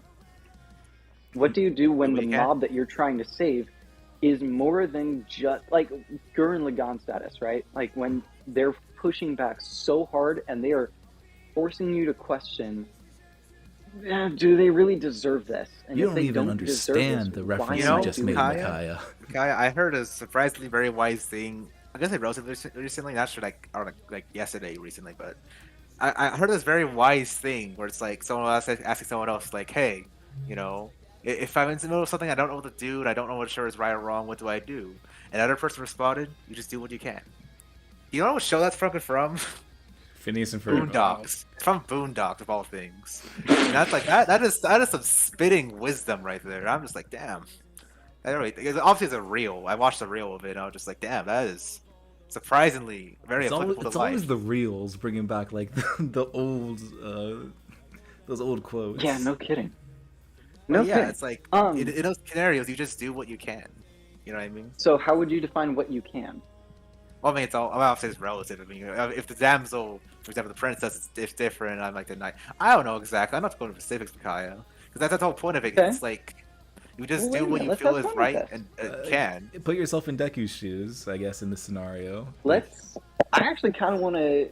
So like that mob was fearful. Like they weren't necessarily full villain status. They just weren't wise. Let's go with the Gurren Lagann mob. Do you even like have you seen Gurren Lagann or not? I have not. I don't know the mob I'm referencing. Yeah, no. Josh, explain the mob I'm referencing. All right, I will eventually take Micaiah through Gurren Lagann on the channel. It will be a while, but speak about it. Oh, good lord. TLDR. So kind of think this, like like heroes, they save the world and all that. The mob's super thankful, and then like something happens, an outside force attacks the city, and the heroes weren't good enough to completely take out the villains. Fast, they took them out, just not fast enough. So now the mom's like, "Well, you suck." They just completely turn it. I'm doing this such a disservice because it was so much more understandable in the anime. It was so aggravating, but I got it. I get it. But like, basically, the mob turned like an entire city, not just like this refugee camp. The entire city turned on our hero because he just made a mistake in combat and wasn't able to lessen collateral damage the way he should have. But like, yeah, he was sentenced to death. Now I won't say if he died or not, but they sentenced him to death. Bro. Oh dang. Like I said, there's a Okay. lot of context you're missing here, and I will take you through Gurren Lagann eventually. Okay. Yeah. Holy Yeah, cow. after that one episode, that was kind of escalated like quickly. one episode of that one town in Avatar. Oh, I kind of like that was more goofy. Oh, it was more goofy, but it kind of similar vibes. Similar vibes. But yeah, when okay. the whole Is it like, Mario Sunshine basically the plot of that too? I have no idea what that is. Literally, Mario is goes on vacation on this island. They accuse him of like causing a bunch of crime, and he has to basically do civil duty to like fix it. That's also the plot of that game. Fascinating. I know, it's surprisingly common. I mean, like, it's Yeah. like Tropey? it's not a trope, but it's It's not a trope. It's sort of like a type of narrative. yeah, it's a narrative. It's like there are no more Yeah. original stories. It's just what you do with a story that it's like your own twist on it. Yeah. But I guess put yourself in okay, in so- those shoes, Anthony. What do you do? Yes. What's the Here's a best concrete you can example. do? You do what you can. Okay, what can you do? Well, for a general answer for anything, it's I don't know because frankly, in the grand scheme of things, a lot of things that characters hard choices come out of nowhere, and really you don't know immediately what to do. And in the case of a mob, well, in all honesty, for a lot of the time, I kind of dealt with social pressures and stuff when I was younger. This is just an example where I just always try to kind of like please the crowd, do this and that. Try to be like what I feel like what would be the most ideal person for what I was at the time. But I feel every time I kept doing that, I was just constantly still feeling more pressured by said like mob, even more so than I feel like they ever were. Ever pressing. And the only time I really felt like I was free from that and actually doing what I felt was actually the right thing when I stopped worrying about that. And obviously, I know in this case you can't just disregard the mob and say "fuck you," I'm doing what I want per se.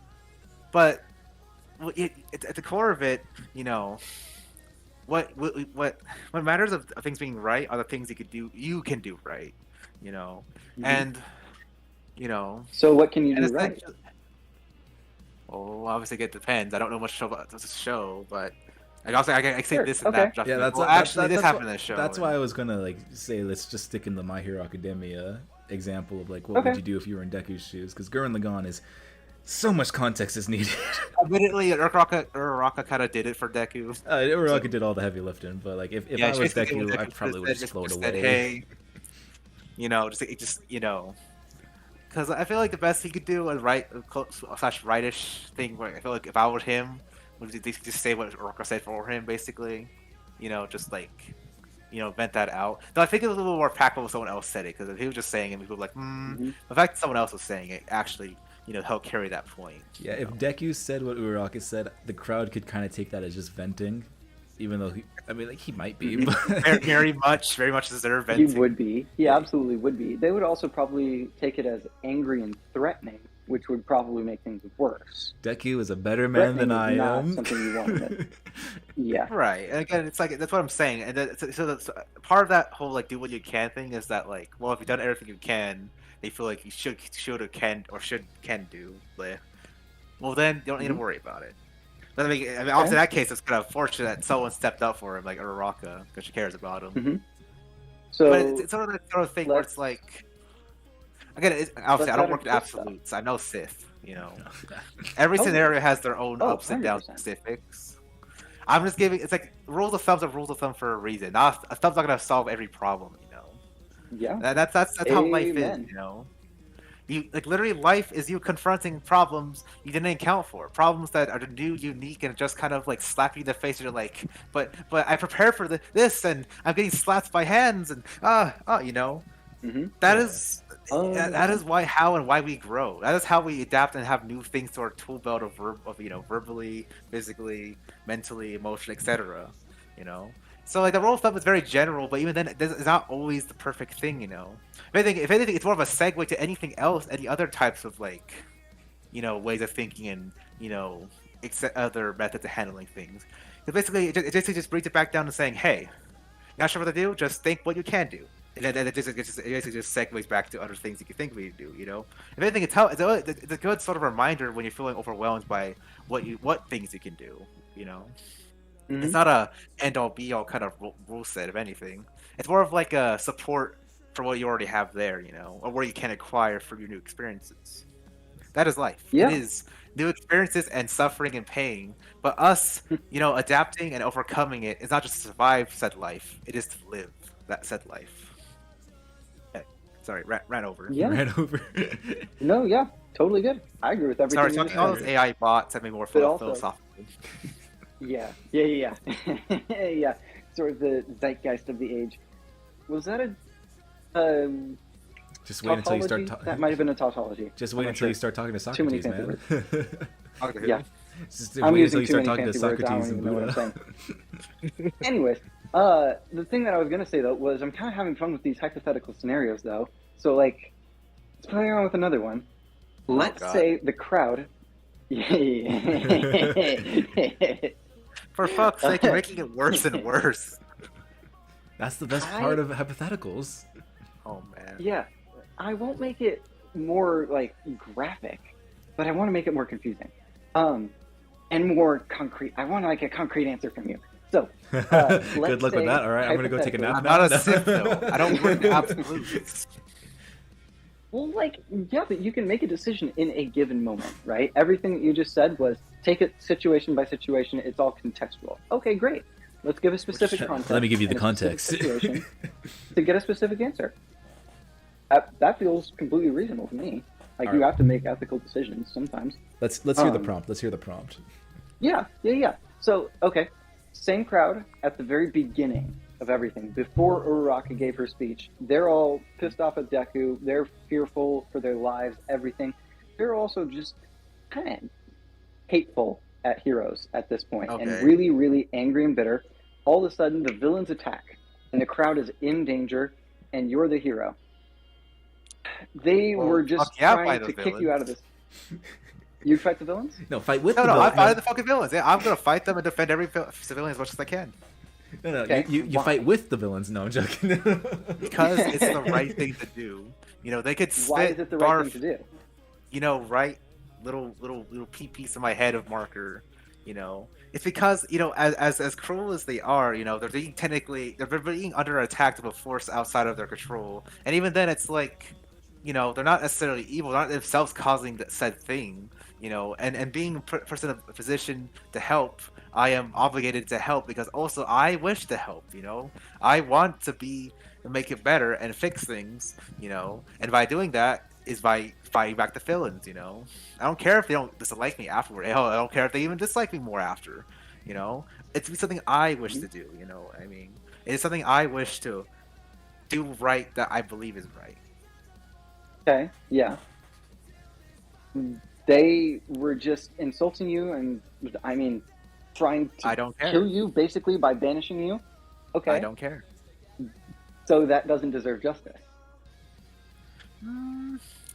I mean, to be fair, the only justice that could be enacted for my own personal gripe, and I could be very simply slope of vengeance, of being like spiteful and whatnot about it. But in all honesty, if it's just water on the duck's back in the sense of what I find more important, then I mean, only one being offended or should be offended for me. It's more or less me / anyone, I guess, anyone else who cares about me. But even then, I could probably just be like, nah, it's fine, it's whatever. You know what I mean? Reassure them that I'm reassured myself. So you would just forgive them in that moment.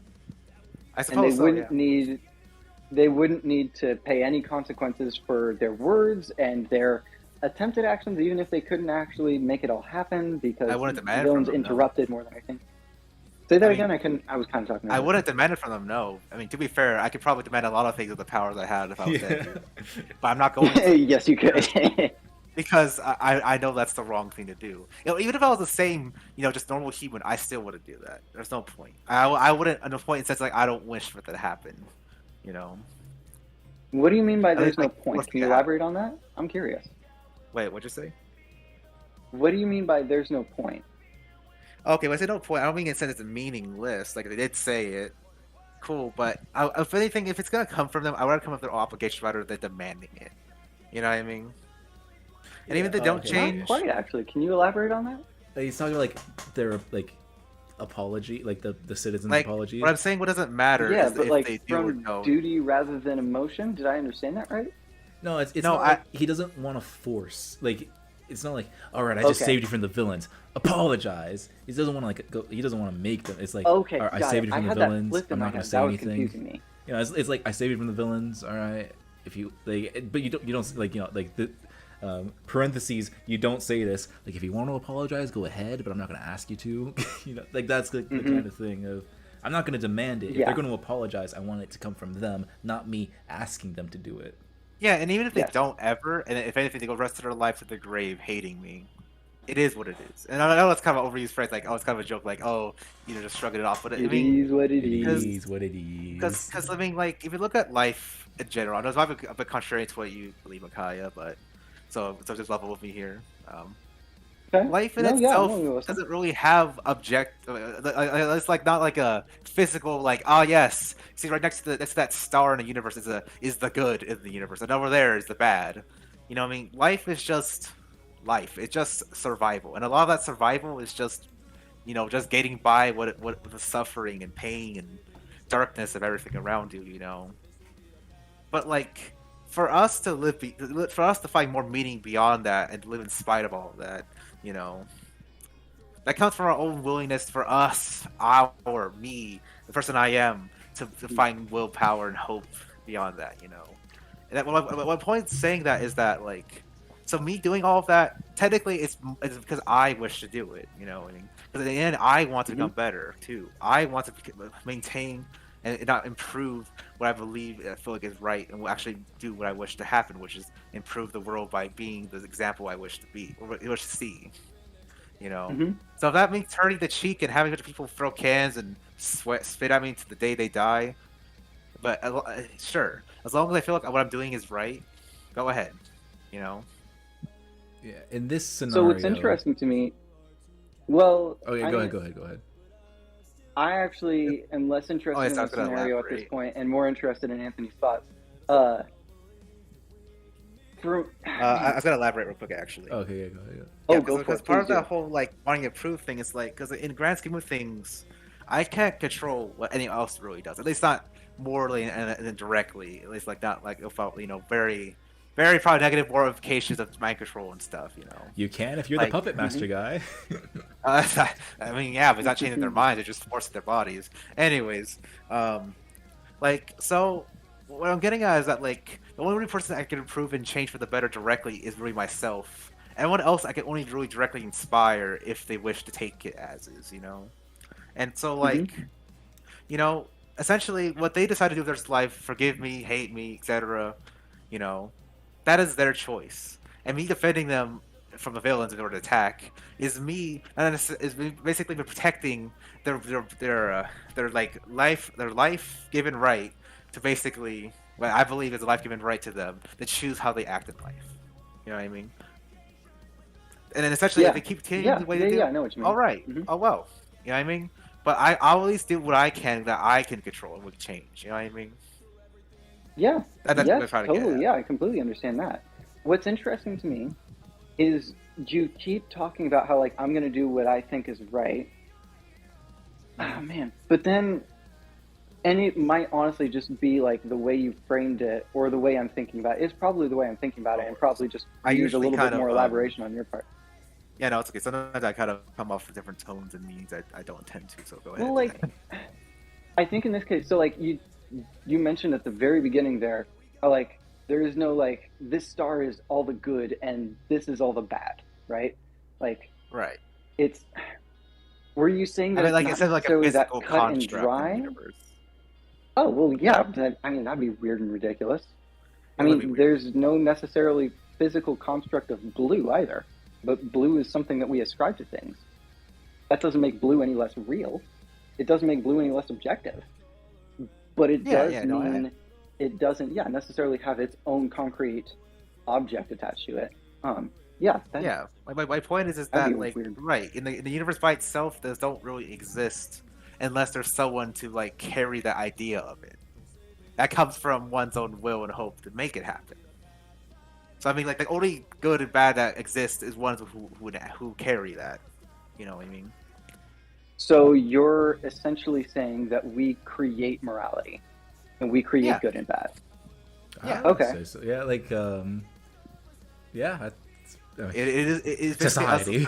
It is us rising above the pain and suffering and just surviving in the world as animals, but like, setting up higher in the sense of like creating a guideline of what should and shouldn't be done, etc. And obviously that goes into a tangent, like it's sort of like birth of different ideas and ideologies and stuff. You know, like society is constantly changing what's morally acceptable and what's morally not. But but all that stems from us gaining the ability to like have willpower beyond just survival and hope for something greater than that.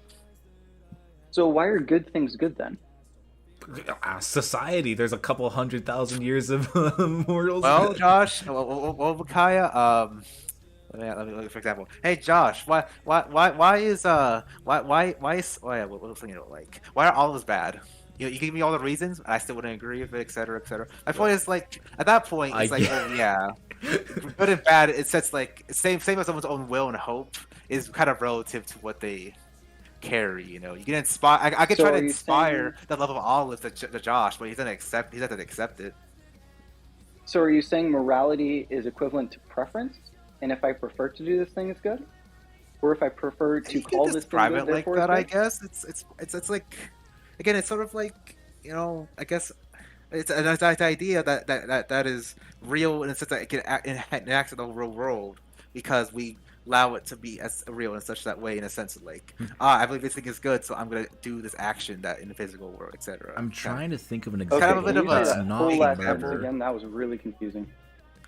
I'm trying to think of an example that's not murder to help Anthony's point here.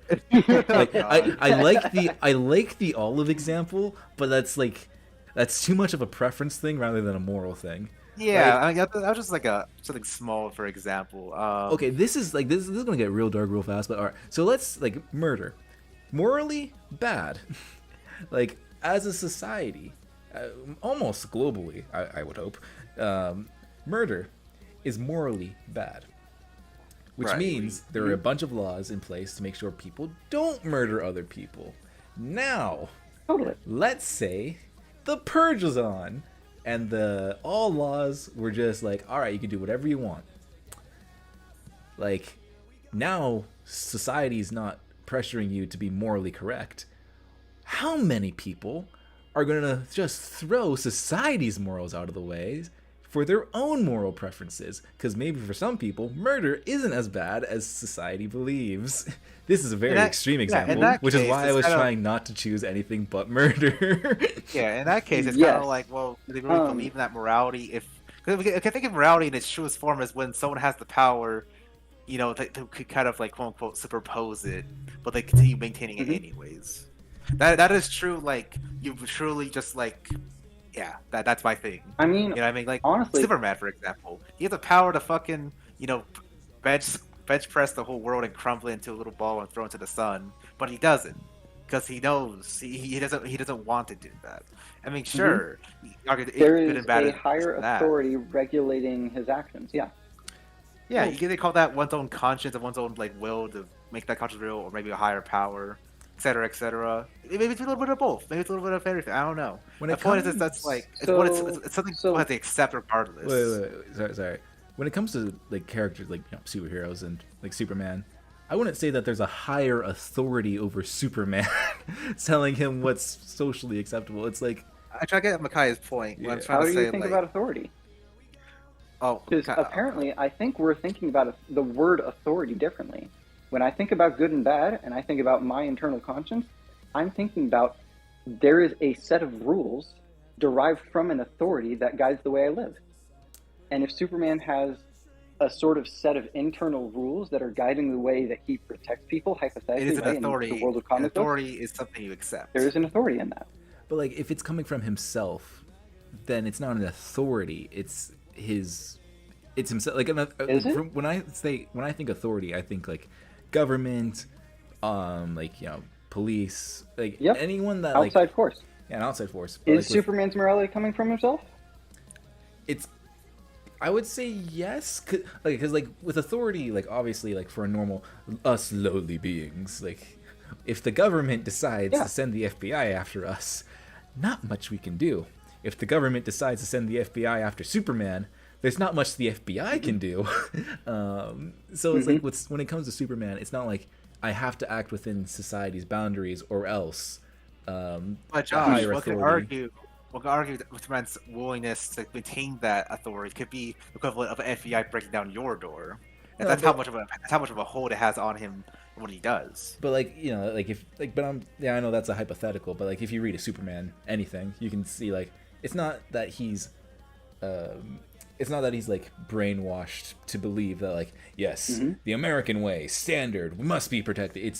He genuinely believes that what he's doing is the right thing to do, which is why he never works with the American government. He doesn't work with any government. If the American government asks him to do something, he's like, no, and he flies away, and then he does it himself. He's gonna be like, I did that because I wanted to, not you. Like if the American government says like, hey, we're having a proxy war over oil in like this third world country, can you go like just like end the third world country real quick and like like just go save a whole bunch of or not save American lives, just flatten the third world country. Superman's gonna laugh at them, go no, and then he's gonna go like save someone from an earthquake. He's not doing it because a higher authority like government is demanding that he be morally correct in their terms of views. Let's ground this then a bit more in reality so that we can actually work with, ideas that are closer to like ideas that we actually interact with. This is an average conversation between us. This is why we don't get anything done.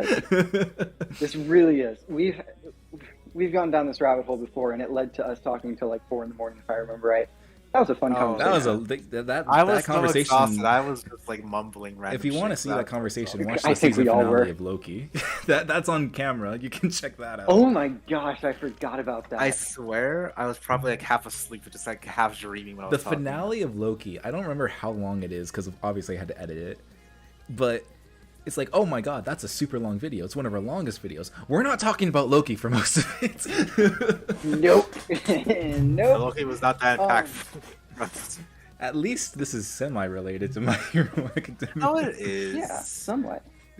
Yeah, I mean, we're using the example of Superman, but we could really easily exchange that for All Might. But actually, I want to ground this in the world we live in, right? let's say the purge happens. Josh, do you go around and start killing people?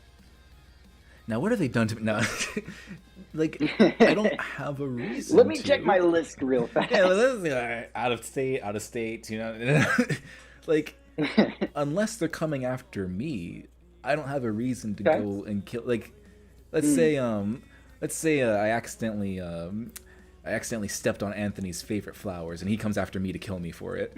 Like, I'm not gonna actively go hunt Anthony, but I will kill him in self-defense. So would you say Anthony hunting you down, though, is right? I stepped on his flowers. No, I can buy damn flowers. But why? Anthony has decided, right? If morality is determined by his decisions and he chooses that something is right, he's chosen that killing you over his roses is right. Why wouldn't it be? First of all, they were hydrangeas. No.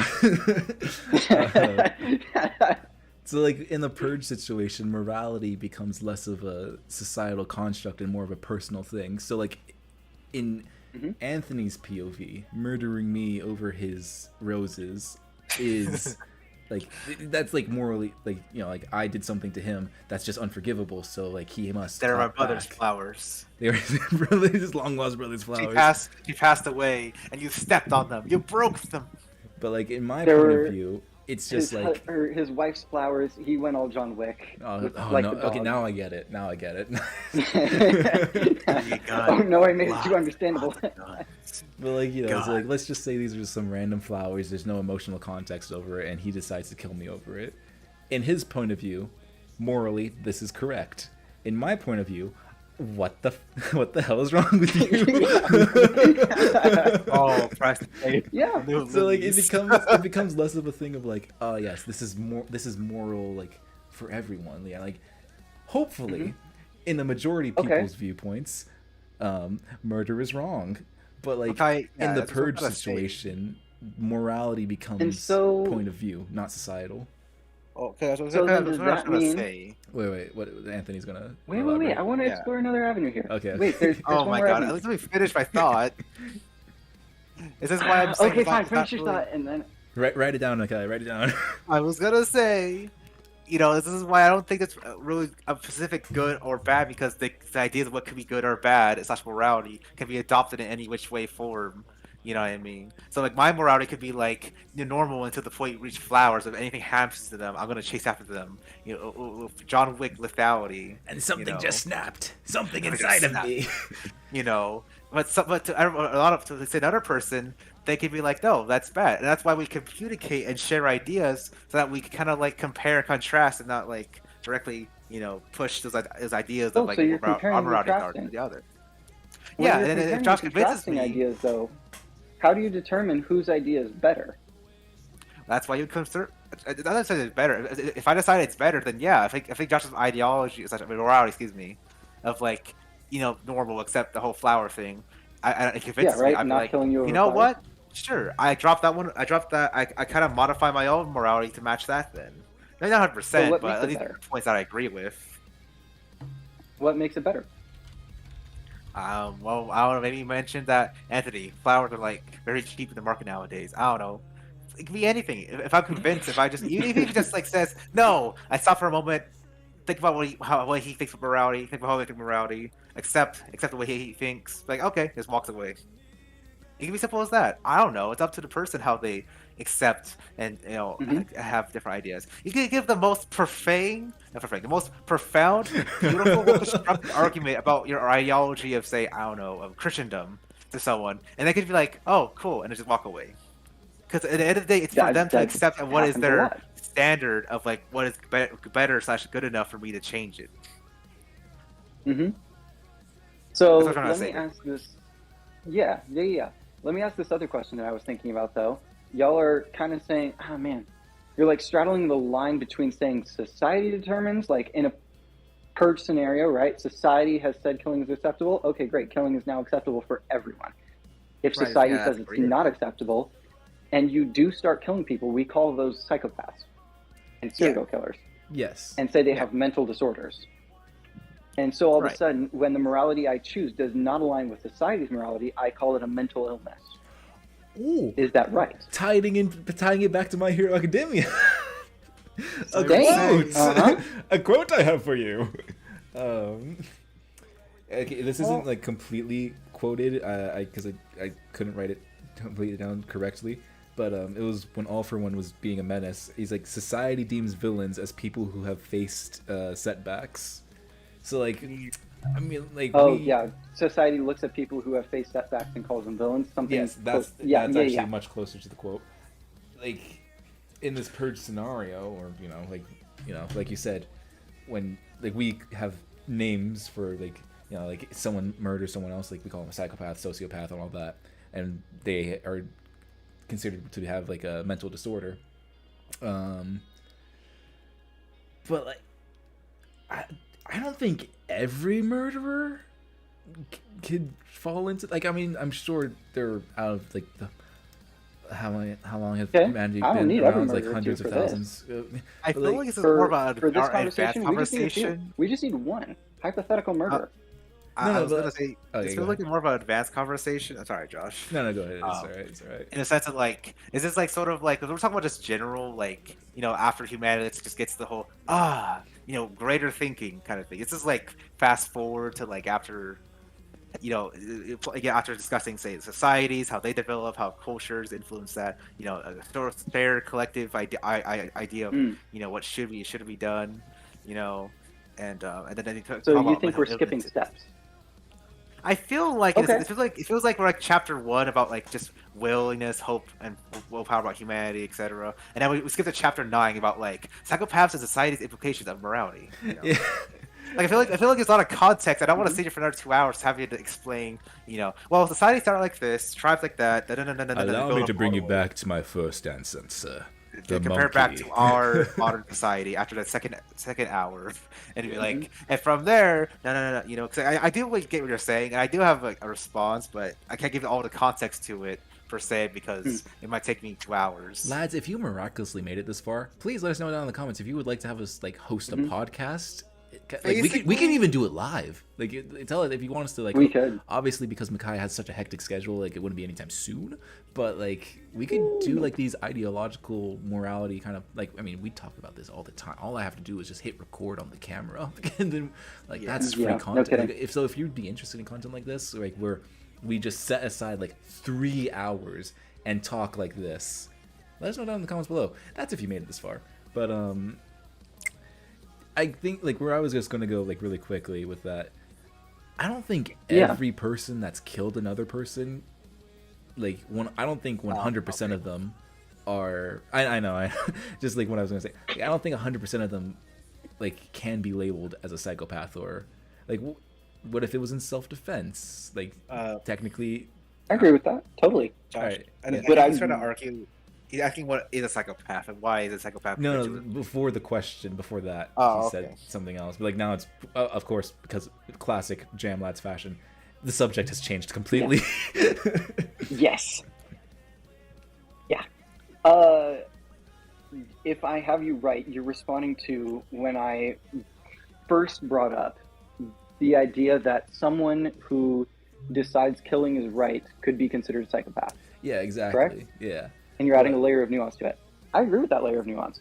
But I would also still say that when someone says, I'm just going to kill for fun, and I'm going to kill whoever I want recklessly, we call that a serial killer. And you're considered criminally insane at that point. And we deem that wrong. Just universally, we agree on it. This is another tangent, but like, do you like? I want to just nip this tangent in the bud and say like, let's not expand on this, but to go to your point, like valid. Like whole morality stuff. So like in our point of view, the three of us, I hope the three of us, we consider serial killers morally bad. We do? That's kidding. Oh no.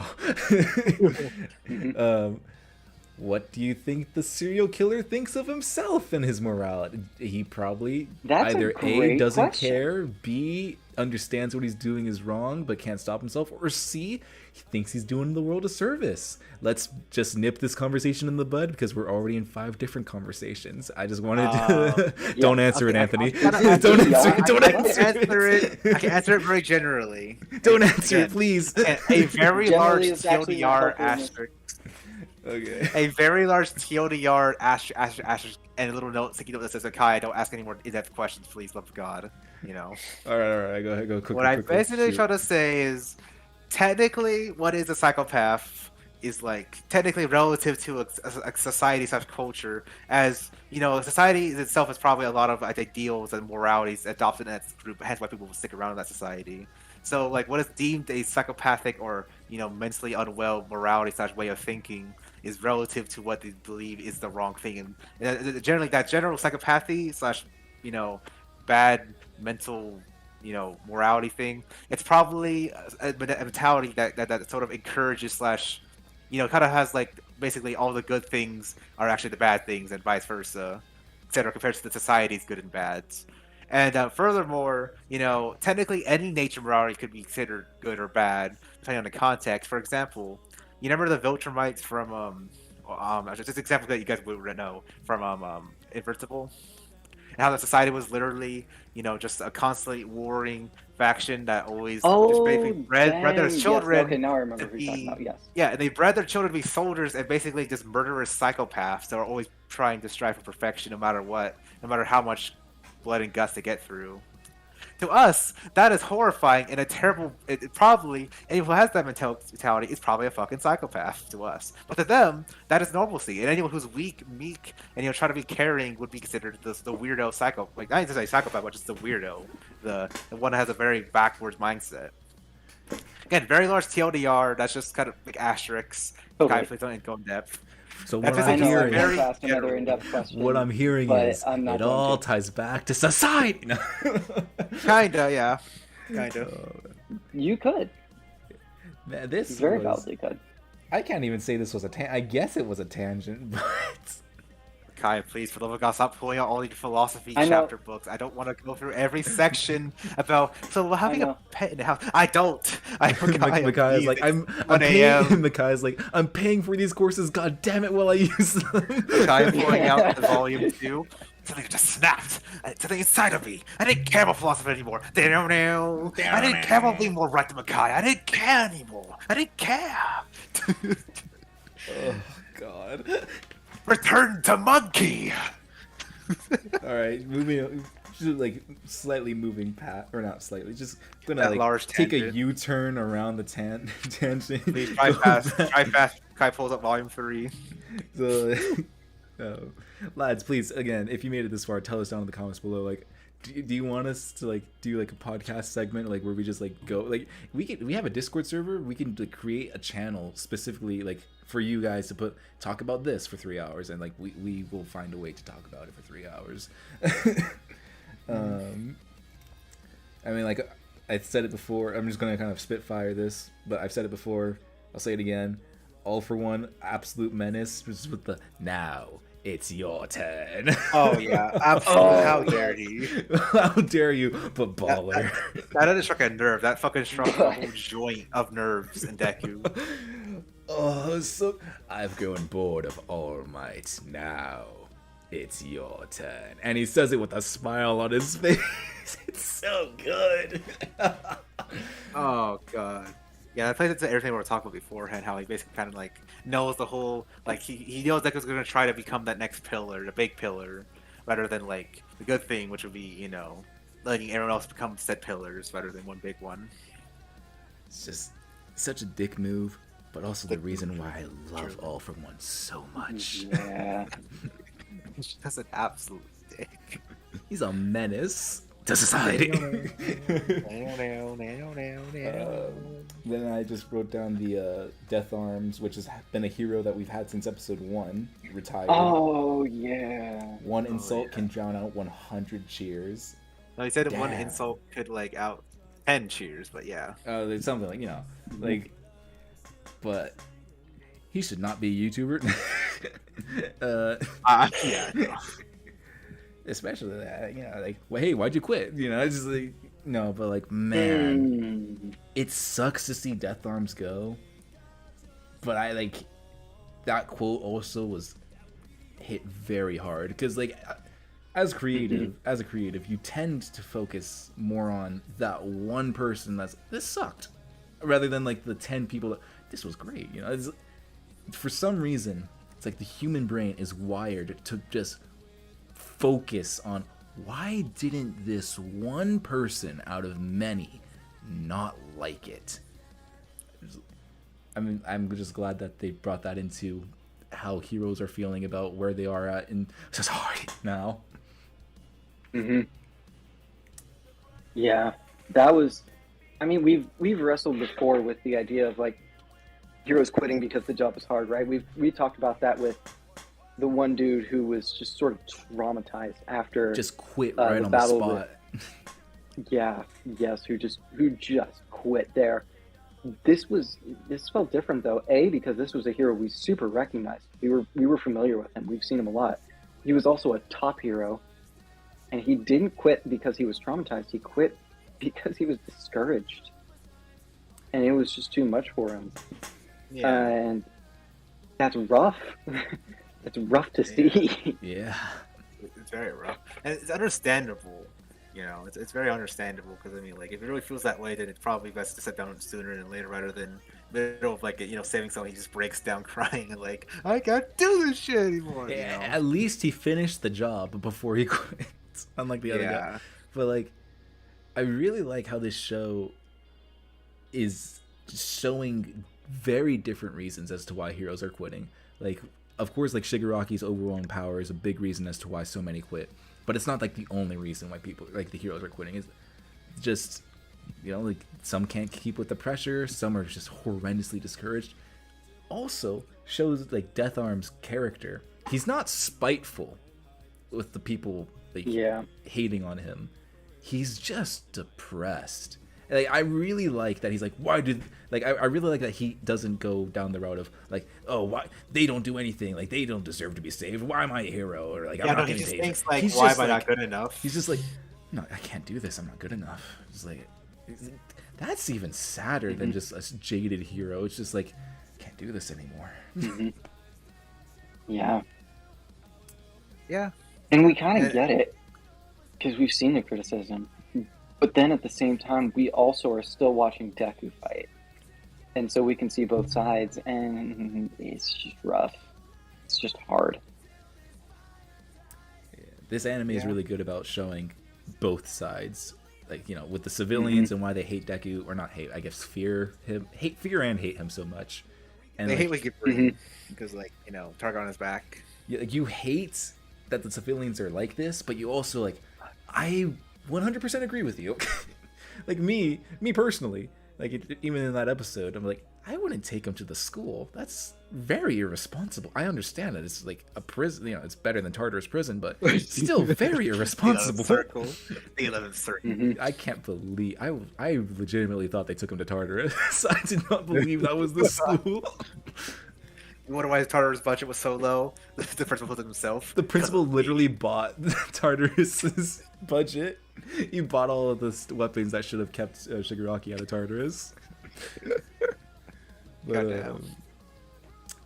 I just really love it when, not just anime, but like any show in general, just like shows you that both sides have a point, and like you're able to understand, even if you're like horrendously frustrated with one side. I really like that it's still like cares enough to show you why one side thinks that way, and it's not just like the civilians are obviously in the wrong. No, it's like no they're kind of spitting, but like all right, I'll let Uraraka cook. Yeah. The kind of thing I was telling you earlier, Makai, how like they thought this one way about this is bad. I mean, it doesn't mean about morality per se, but it's just sort of like one aspect of one thing. And she was like, "Hey, this," and then they're like, "You know what? Maybe." Not all of them are convinced, but a large majority. At least we're like, you know what? At least they're like, you know what? I won't hate on him anymore. Or at least like, not in the sense of like, I'm not gonna openly just push him out, kind of thing. Yeah, I don't think that was that quite crowd? the same. I know. I'm just trying to point. It's like a vague, loose connection. It's sort of idea. I don't know. I like connecting things that are relatively close, not close, but like similar enough. Yeah. So you see, I love the nostalgia analogy after all. Yeah. Fair. So I think the connection you're seeing is that people are changing what they think is the right thing to do in a given situation, But I don't think it's because they're changing their idea of what the right thing to do is. I think they're changing because they're understanding the situation they're in differently. So, like, True. Man, it's a little tricky to articulate. I think the way that I might is right is it's preceded by another idea. So even if that idea is a better idea of what is right, then it's different than that. Actually, I'm not articulating it super well, which is why I'm like speaking really slowly here. No, it's not the same, not 100% technically, but I get what you're saying. Yeah, well, so like, there's a difference between saying morality is relative and saying morality is contextual, and I think why not both? What you guys were saying before is that morality is relative, and each person can decide for themselves what right and wrong is. Absolutely, like if they think this is right, this is the idea of right that situations align with. What I love acknowledging, I would absolutely acknowledge every single day that morality is contextual in that the situation you're in will change what your idea of the specific right action is. There's a difference between saying a specific right action is right or wrong and saying a principle is right or wrong. And in that situation, I don't think they were changing their idea of what the principle of right and wrong was. They didn't understand that Deku was actually a hero who was constantly trying to save them. And when they understood that, their idea of the context changed, their idea of the context changed their idea of their best response. Does that make sense? Am I articulating that well? Yeah. No, I get you. Okay. I think I brought before, like, life inherently, you'll pull back before the whole hope willpower thing. It's about survival, you know. And for a lot of people, when that sort of sense of like needing to survive / like they're in danger for example, they're like worried about their safety, Deku being there. It can be so overwhelming that it supersedes what they think is right. Because technically, it probably often be like, you know, he's a high schooler, probably needs some shelter. He looks so raggedy, but that feeling of just that overwhelming, like, but he could kill you, but the villains here, you know, that overrided it because at the core, life is, you know, that whole point of it is just to survive. You know what I mean? Like, although we do, like, as humans, you know, push beyond that to a degree in a lot of ways. Sometimes those kind of feelings can kind of overwhelm us, you know, because everyone can always, you know, brace their morality and willingness against all odds. You know, those are, you know, very special individuals usually who are able to do that. You know, but since people but to say that people who don't do that all the time, you get, you know, such great odds aren't necessarily any worse because of that. You know, if anything, it's quite human for error and failure as well. You know, that's how we grow and adapt. I have another deeper question that I'm actually going to refrain from because that's a gigantic tangent, and I'm holding back. I'm showing restraint here. I'm just morbidly curious. I won't answer. I'm just curious. Okay, sure. Okay.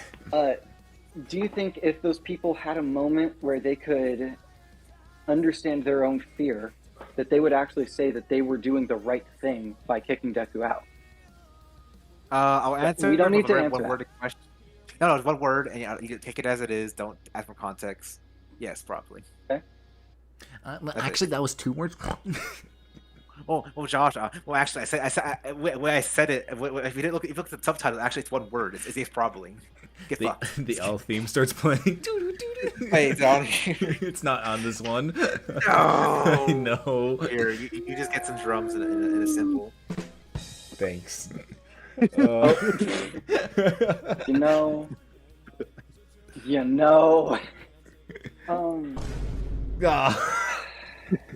So I have more questions, but I'm not probing any deeper.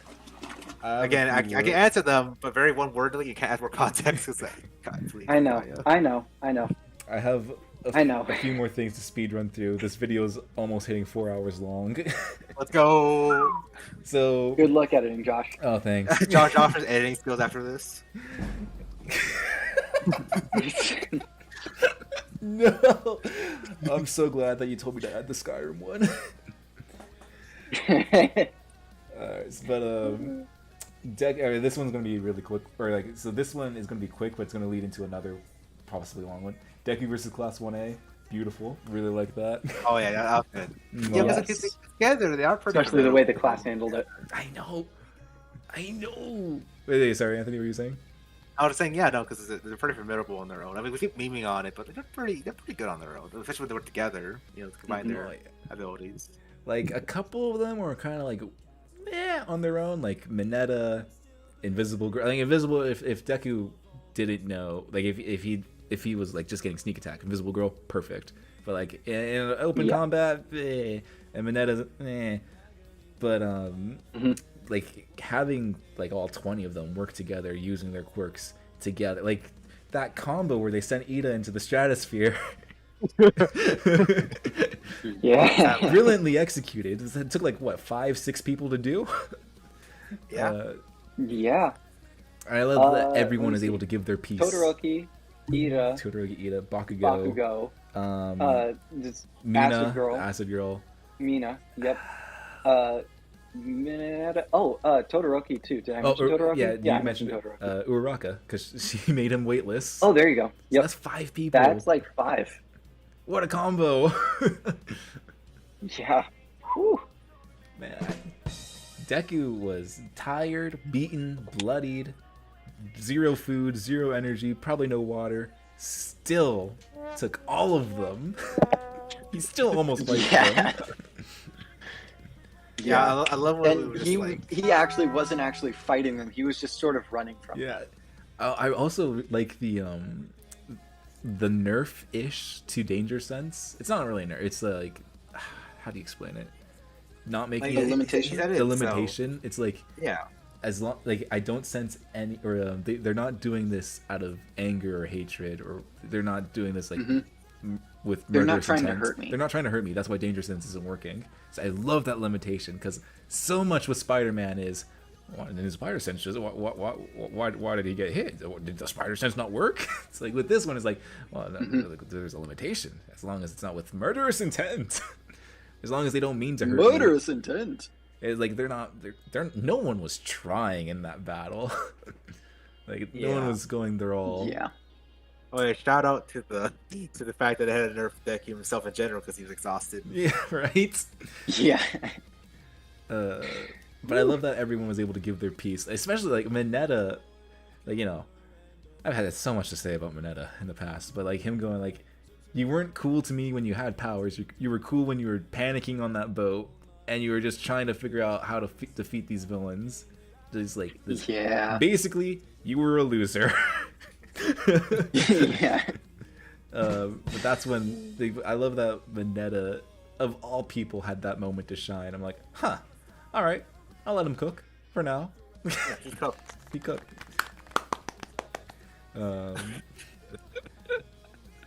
So yeah, Deku versus Class 1A. Magnificent. A good thing that Deku dodged Uraraka's hug, because they would have just been over by then. we wouldn't have that great scene with Ida. But yeah. That leads right into Bakugo's apology to telling Deku to kill himself. No. He's like, go fuck yourself. Oh, sorry about that. Sorry, I told you to kill yourself in the first episode of the series. I still mean it to a degree, but now I mean it as a joke. Like Bakugo, of course, is kind of divisive within the normal parts of the My Hero Academia fandom, because, you know, he's a pretty bad bully. He's really bad. Yeah. He's a dick. Not only is a dick, he told Deku to kill himself with full intent. You know, like there's like early Bakugo, there's a lot of stuff wrong with him. I think modern, like now present Bakugo has like fixed himself a lot. Like he's had a chance to work on himself. Yeah. Actually had a gentle and tender-hearted conversation. I have very much enjoyed really his growth. Sincere. I really have enjoyed his growth over the seasons. Yeah, I know. Like if anything, he's the one who kind of spearheaded the whole like, we need to go stop Deku because he knows more than anyone else that like he's gonna be tearing himself apart trying to maintain that it'll be all right. It'll be all right. It is what it is. Yeah. I love exactly like Bakugo. Not only with Deku, but with All Might too. He's like, Deku's the kind of guy that's just, he doesn't care about himself as long as he's saving people. And All Might was the exact same, so of course he's not going to say anything to him. So I love that he's the one that calls out both of them to everyone. Yeah. Like he's the one that, like, he idolizes All Might as much as Deku does. but he's not like as blind as Deku to the like fanboy. Yeah. And like we've mentioned it before, but like Bakugo's smart. He's sharp. I love that he's a smart bully. Like, you know, like he's not like the typical trope of the dumb bully. It's like, oh, this guy's like, he's like number 2 in class, number 2 or 3. Yeah. Yeah, no, he's just a dick. He's just. Yeah. Well, he acknowledges now he's been a dick. Again, I like that. A lot of people who are bad, or the better side, I think better side, more like the protagonist side. Because I have to say good or bad because I have an aneurysm. So my point is, it's like, you know, they always come around to be like, wow. First you're like, wow, they're dicks. Then you're like, wow, they really are dicks. And then you're like, oh, that's why they're dicks. Like, you know, for example, Endeavor. You know, Endeavor, slightly different context, but yeah. Yep. But like, I mean, I guess Endeavor and Bakugo both stem from their dickiness. It's this video's not getting monetized. It stems from their cock and balls. Wait, that's for the cock and balls. Like, yes. Yes, that's for the dickiness. It comes from their inferiority complexes. Like with Bakugo, it's like, he's like, I know you were a weakling, you were quirkless and all that. You're still a better person than me. Ugh. Like, Bakugo, while he knew he was physically stronger than Midoriya, he knew that on the inside, Midoriya was the bigger person. And that bugged him so much that he pushed him so far away. And now that Bakugo's been able to grow himself and go, oh, I may not be the strongest person in the world. No, I think he always knew that. I just think he's come around to admit it. More openly. I mean, I guess that's like the whole point of an inferiority complex. You're scared of other people being better than you, so that's why I would need to push him down. It's 1 a.m. But you know, 1:30 a.m. It's 1:30 a.m. But like with Bakugo, like having grown, he is now at a point where he can accept his dickness. He can accept his dick. Yeah. Wait, hold on. What, Josh? Wait. What, Josh? He can accept his dick. But he accepts his what now? But yeah, like, like the fact that he can accept it has now like exponentially he's grown. Like, season 1 Bakugo would not be here right now. He would not care what Deku was doing. He would be like horrendously angry that he's here. He brought him back here. He's like, how dare you, Deku? How dare you go fight villains and leave me in UA because I should be out on the field fighting villains? No, Bakugo's not mad that Deku's fighting villains. He's mad that Deku's out there alone, which is a very big difference. And I just love that during the apology scene, like, they age. Like, you know, it's the white background, but Deku and Bakugo age as Bakugo's explaining why he's such a dick throughout, like, their history. It's like, you have the kid versions, you have their middle school versions, you have their high school versions. And, man, every time I look back on season 1, Deku has gotten so buff. Yeah. Look at the twig that's what he is. Got from this? No, but look at the twig he is in episode 1 to now. Yeah. Oh, I mean, look at their training. You know, fuck. Like, even after I always his think, training, like, man, if I was in their world, I'd probably get even buffer.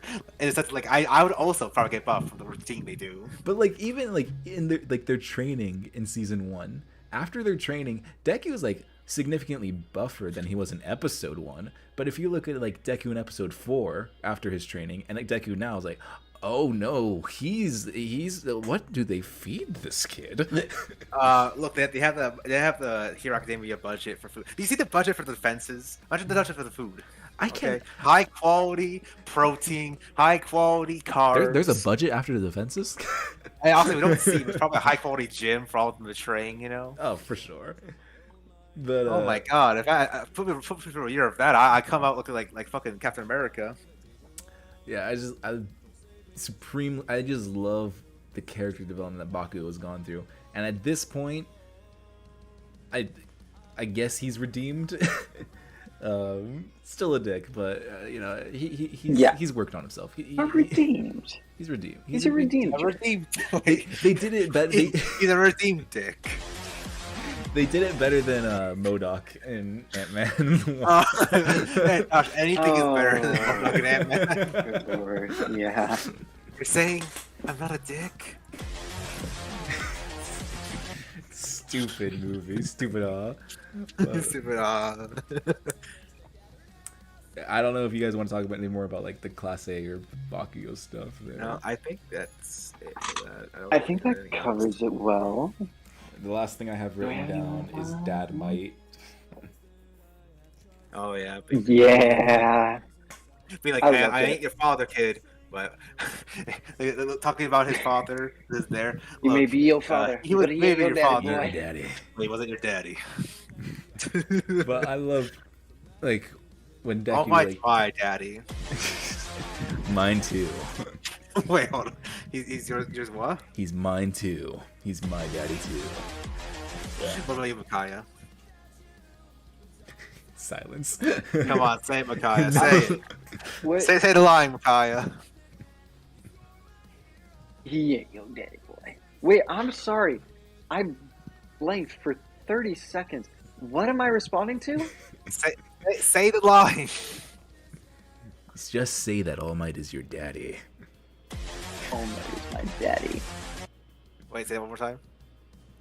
All Might is my daddy. Did him dirty with that one. Well, I'll give it to you. There we go. There we go. But I was kind of. I'll take it. I was kind of expecting when All Might was reaching out to Deku. Remember back in like episode 1 when Deku like All Might jumped away and Deku was like holding on to his legs. Yeah. Oh, I was kind of expecting that. Oh, you were expecting that? That would have been good too. But I'm glad he was holding lunch, but yeah, I'm glad that they didn't do that. But I was like, for a second, I was like, are they gonna do like the inverse of that in episode 1? But man, it once again, you know, talking about All Might back like 2 hours ago at this point. I'm glad that All Might didn't die. It's just, that scene is just heartbreaking of him knowing why Deku's doing this, but him wanting to tell him that he just can't do that. Like, it's okay, you don't have to do this alone. It just hurts so hard coming from him. And just him on the ground, you know, with the splattered lunch, which is the biggest scene of the episode. Spilled food made me cry a lot, honestly. Yeah, the spilled food was the hardest spilled part. Milk was the especially most because those tragic. animators, you know, those animators put hours into it, and they're just sitting on the ground. No, on God, like, look, Micaiah. Side note, but like, I get upset if people waste this food, especially if it's like there's just food that's perfectly made, like to get a few bites out of it, just left. It's like, why? Why would you do that? You could have taken it at home. You could have put it away. But no, your pride, your lack of appetite. I knew you were going there. you and your pride, your lack of appetite. Think you're too good for the food. Sorry, side tangent over. Yeah, I just love seeing Dad Might mode, and just like once again, heartbreaking All Might moment of him just like, you don't have to do this alone, Izuku. And I want to scream at you. I want to yell at you. I want to tell you that you don't have to, but I just can't, because he would do the exact same thing in his position. So good. Yeah. Mm-hmm. Yeah. Yeah. Damn. Yeah. So good. It's this whole season. Like it was banger from the first. Like it was just like straight up, just bam, bam, bam. In the first like 12 episodes, and the rest of it, just like, damn. It hit deep. It hit deep. Wait, hold on. It hit deep. Yeah, I was like, this has probably been the best season, like in general, in a while. I would say, like, from beginning to end. Banger non-stop, and for different reasons too. Yeah, no, like honestly, yeah, it's just like it feels kind of good because usually I'm not sure how I feel about sort of a lopsided season in terms of tone. Like one's like overtly action, one's more solemn and somber. But it kind of worked. I feel like because the action was so intense, these 13 episodes to kind of chill out from it. I'm like, I think it's fine. I'm fine with that. If it was perfectly like within reason, like we like if that was the storm, and now we're facing the consequence of said storm, and not only that, there's another one over the horizon, bigger one. You know? Yeah. Well, and it also kind of feels like there was both at the same time for a lot of it. Like when Deku was fighting, he was fighting like Batman, and so it felt darker. It felt solemn, sure. It also felt calmer isn't the right word to use, but it didn't somber? feel high. Somber, kind of. Yeah. Did I say somber? I might have said somber. You might have said somber already. It didn't necessarily feel hype like other fights have in the past. It was a bit more low key in that way, like a bit more down to earth, and so it was like it was good action, but also serious and somber tone at the same time, which was nice. It brilliantly balanced, brilliantly paced too. I hope My Hero keeps the. I mean, I love all of My Hero, but there are points that like the pace kind of like doesn't match. Like, I love the festival arc.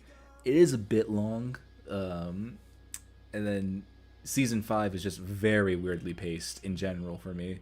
Oh yeah, that season it was kind of like the whole training thing was kind of like. I feel like that was kind of like a very short arc in the manga, but this one it was dragged on to like half a season. In the manga, it's basically they introduce that it's going to be a training arc and then Black Whip. That's from what I understand, that's what the manga is. Like, they don't really go into depth about everyone else's fight. It's mostly just Deku's fight. But in all honesty, I don't mind it because it's set up for season 6, which is this one. Oh, yeah. And honestly, I was going to say, because I feel like the next season's probably the last one. That's the way how the story feels like it's going, you know, and like it's gonna be that one shot where Deku's facing off with all those villains approaching him in the horizon, you know, and like I feel like it fits very well as a penultimate season, you know, to the final one. From what I understand from manga readers, it's either next season we get a slightly like if they do like the 24 episodes, it could be slightly extended to like try and finish the manga in one go, or we get like the 24 episodes in like a 12 episode season 8. But basically there's not enough material left to make 48 more episodes. No, I get you.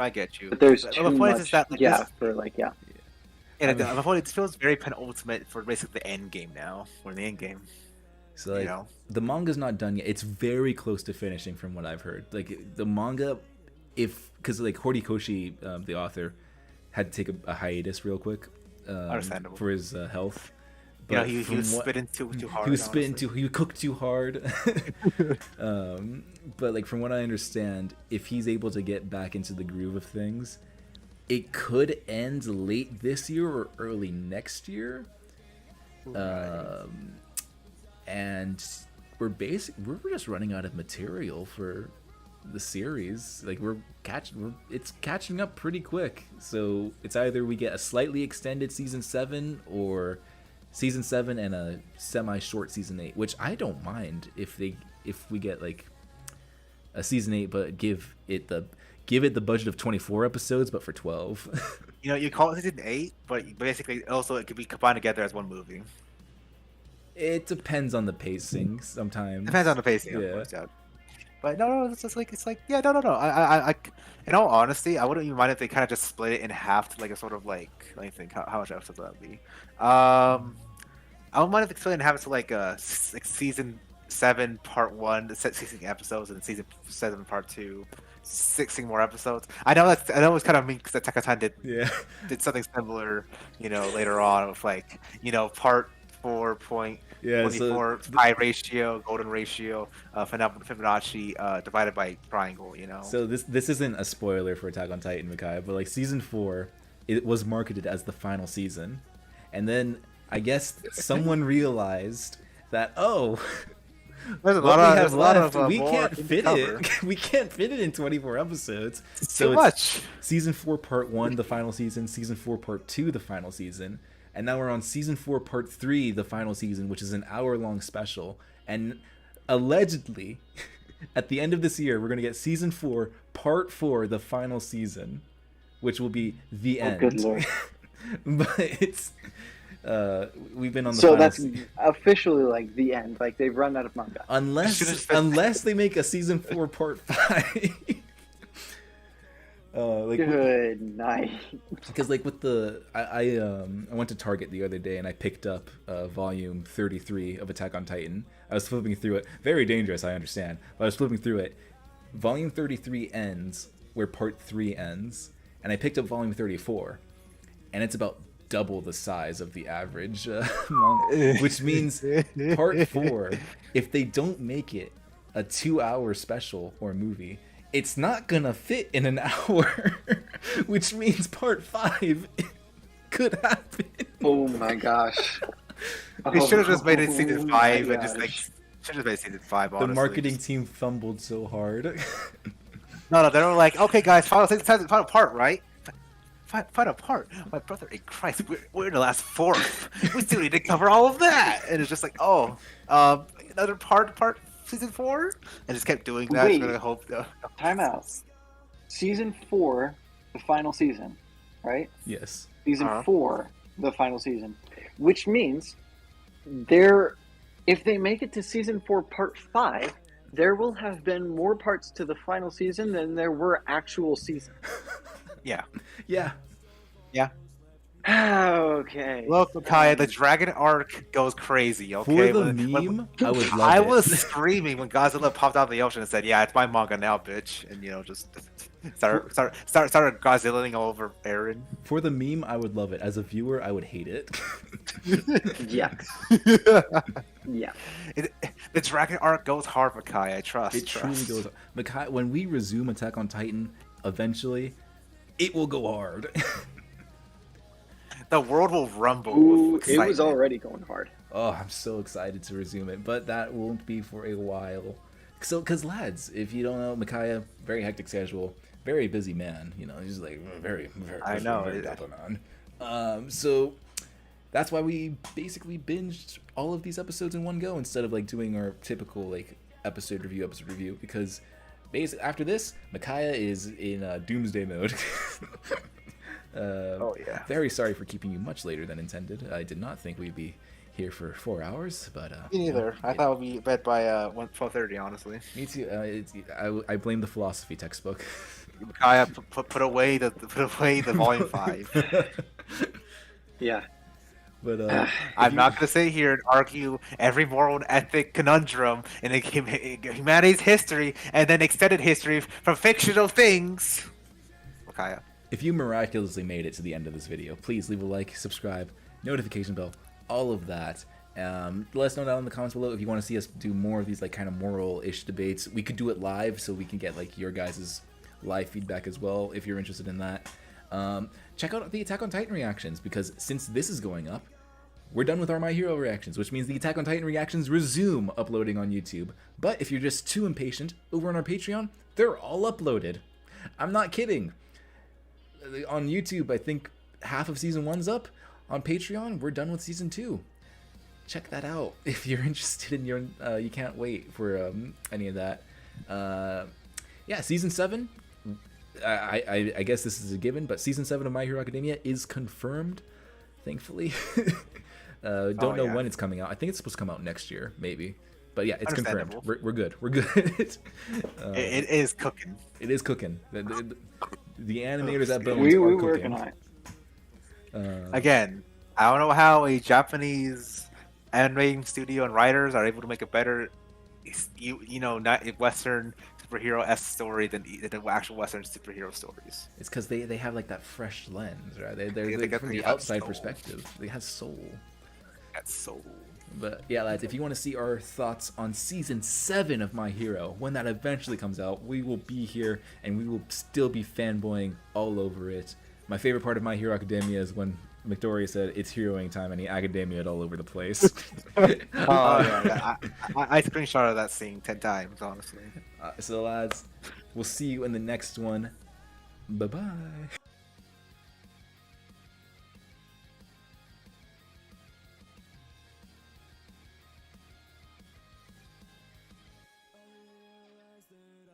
Tried so so hard to cast all my fears aside, but I have still betrayed and broke the trust of all those left behind, and yet